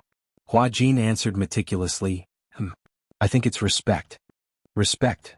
This word almost made Yun Shirshir burst out laughing uncontrollably. Using the word respect was a bit too ridiculous. Chapter 4200. That's true. After hearing this, Hua Jin agreed that there was indeed nothing to fear from Gong Jie. Although his identity was a little shocking to ordinary people, once they were familiar with him they would not be so fearful. But, for some reason he was clearly hinting to himself that Gong Jie was just an ordinary person and there was no need to be afraid of him. However, every time Gong Jie stood in front of him, there was an invisible aura that felt like it was going to break his bones. Even if a person with a strong aura did not have any expression on his face, he was still imposing. However, for some reason Hua Jin had an inexplicable desire to gossip about Gong Jie. "Did you grow up with him?" "I guess so. When I met him he was still a young and inexperienced teenager. However, after being in Hurricane for so many years, I heard his father gossip about what he was like when he was young." Yun Shirshir was also interested. She and Gong Jie were separated when they were young and only reunited after a long time. Therefore she was very interested in Gong Jie's childhood. What was Gong Jie like when he was young? Alice narrowed her eyes and frowned slightly. She thought hard for a long time but did not know where to start. How should I put it? Yun Shirshir gave her a clue. When did Xiao Jie return to the Gong family? Alice was stunned. After hesitating for a long time she said, I remember old master mentioning that when Gong Jie returned to the Gong family, there was an accident. I think you should know about that accident, Shirshir. Because of a car accident, when old master brought Gong Jie back, he seemed to have lost that part of his memory. He only remembered that he had an older sister. According to him, the rest of his memories were blurry. When he returned to the Gong family at a young age, he lost his mother and older sister because of a car accident. However, that accident was like a dream to Gong Jie at that time. When he returned to the Gong family, the little fellow did not know how to cry, nor did he know how to make a fuss. Later on, after a long period of hunger strikes, he became malnourished. Thus he was put on an intravenous drip. Later, no one knew what Gong Xiaoying and Gong Jie talked about, but the two of them stayed in the study for the whole afternoon. Gong Xiaoying took a bottle of whiskey and gave it to the little guy. At that time the attendants were terrified. The Gong Jie was a noble young master. There were many people who tried to stop the Gong Xiaoying from giving alcohol to such a young child. However, with Gong Xiaoying's expression, no one could stop him. She only knew that Gong Jie was drunk that day. He was drunk, but he didn't make a fuss. He just sat on the sofa stubbornly. His eyes were red and his tears dripped onto the carpet, wetting his eyelashes.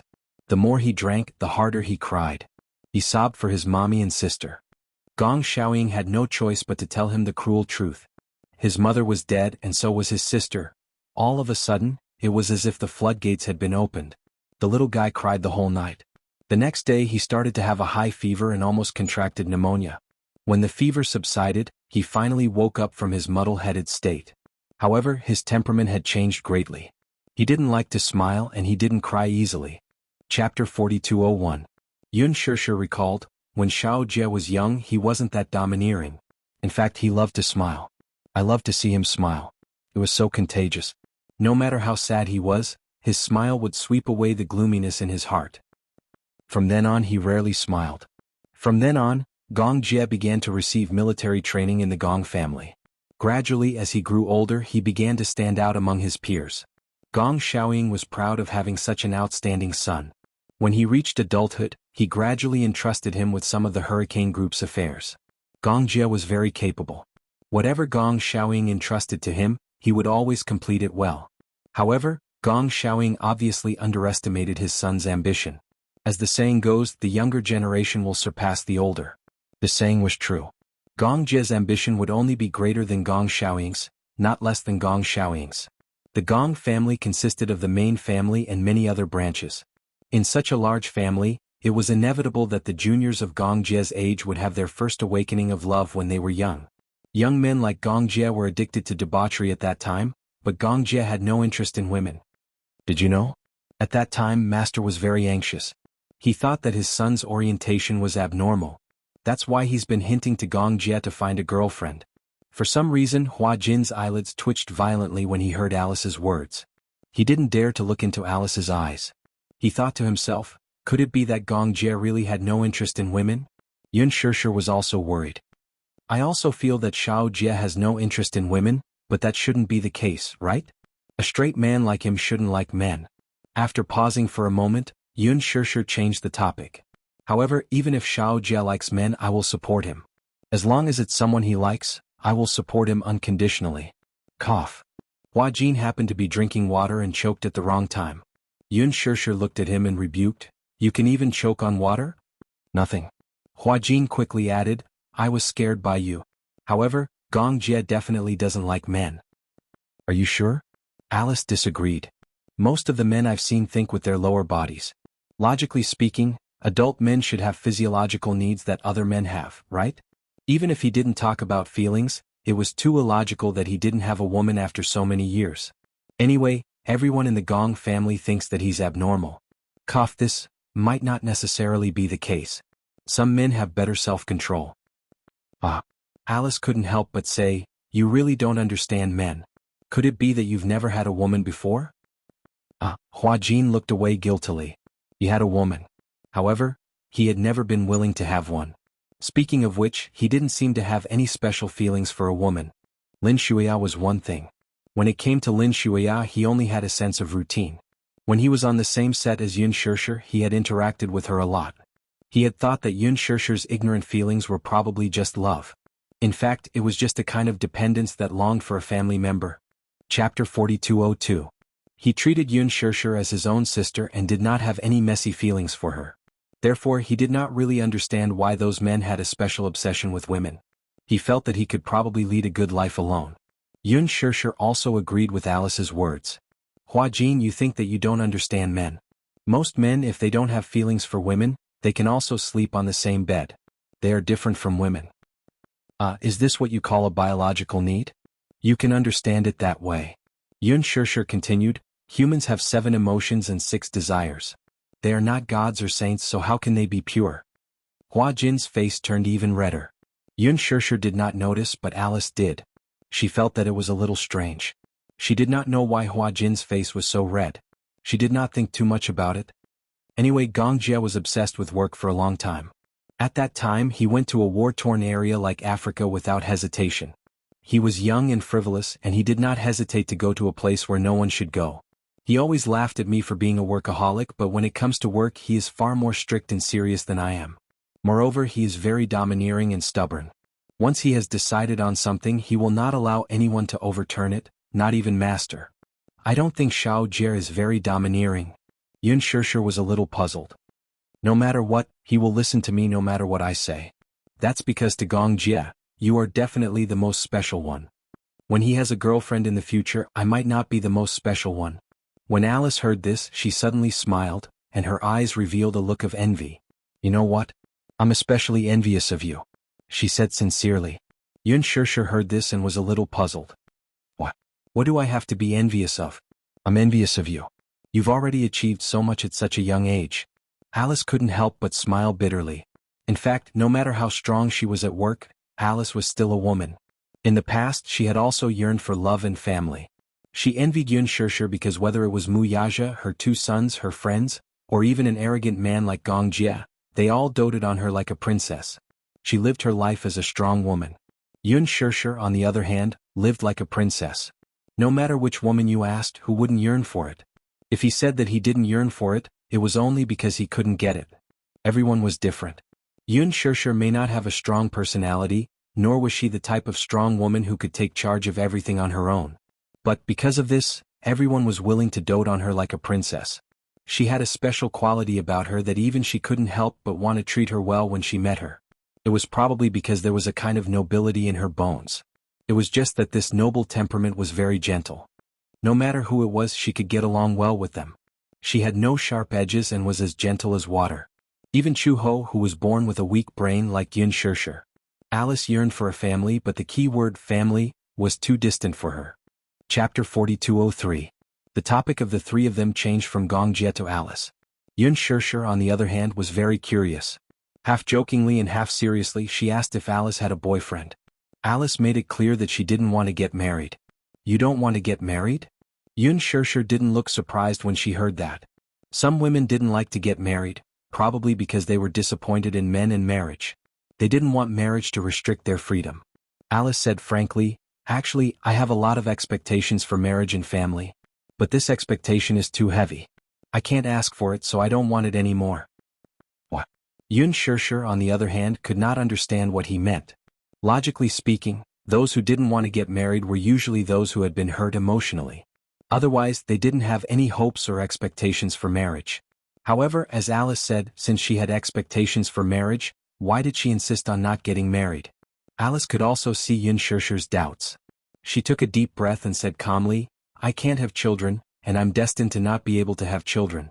In the past, I've thought about getting married and having a family. But because of my body's condition, it seems that it can't be realized. Since it can't be realized, I don't want to have any more fantasies."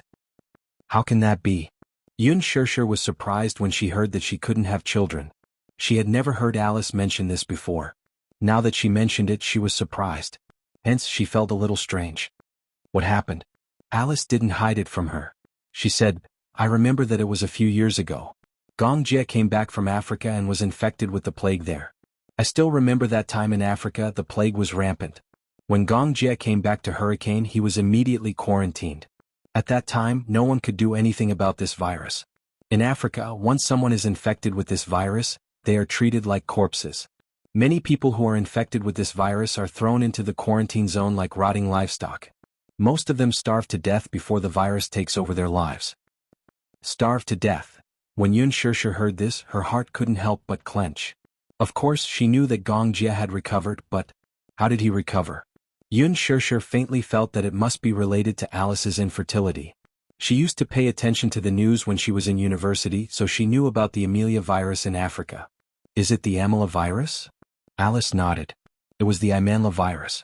At that time, Gong Jie's infection had not been serious, but no one knew when it had worsened. Yun Shirshir was suddenly enlightened. "I heard that a vaccine was developed for that virus, but until now the epidemic in Africa has not been controlled."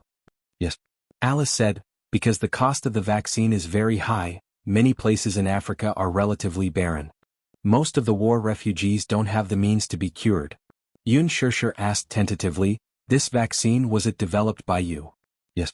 "Then," Yun Shirshir and Hua Jin said almost in unison, "was it developed by you?"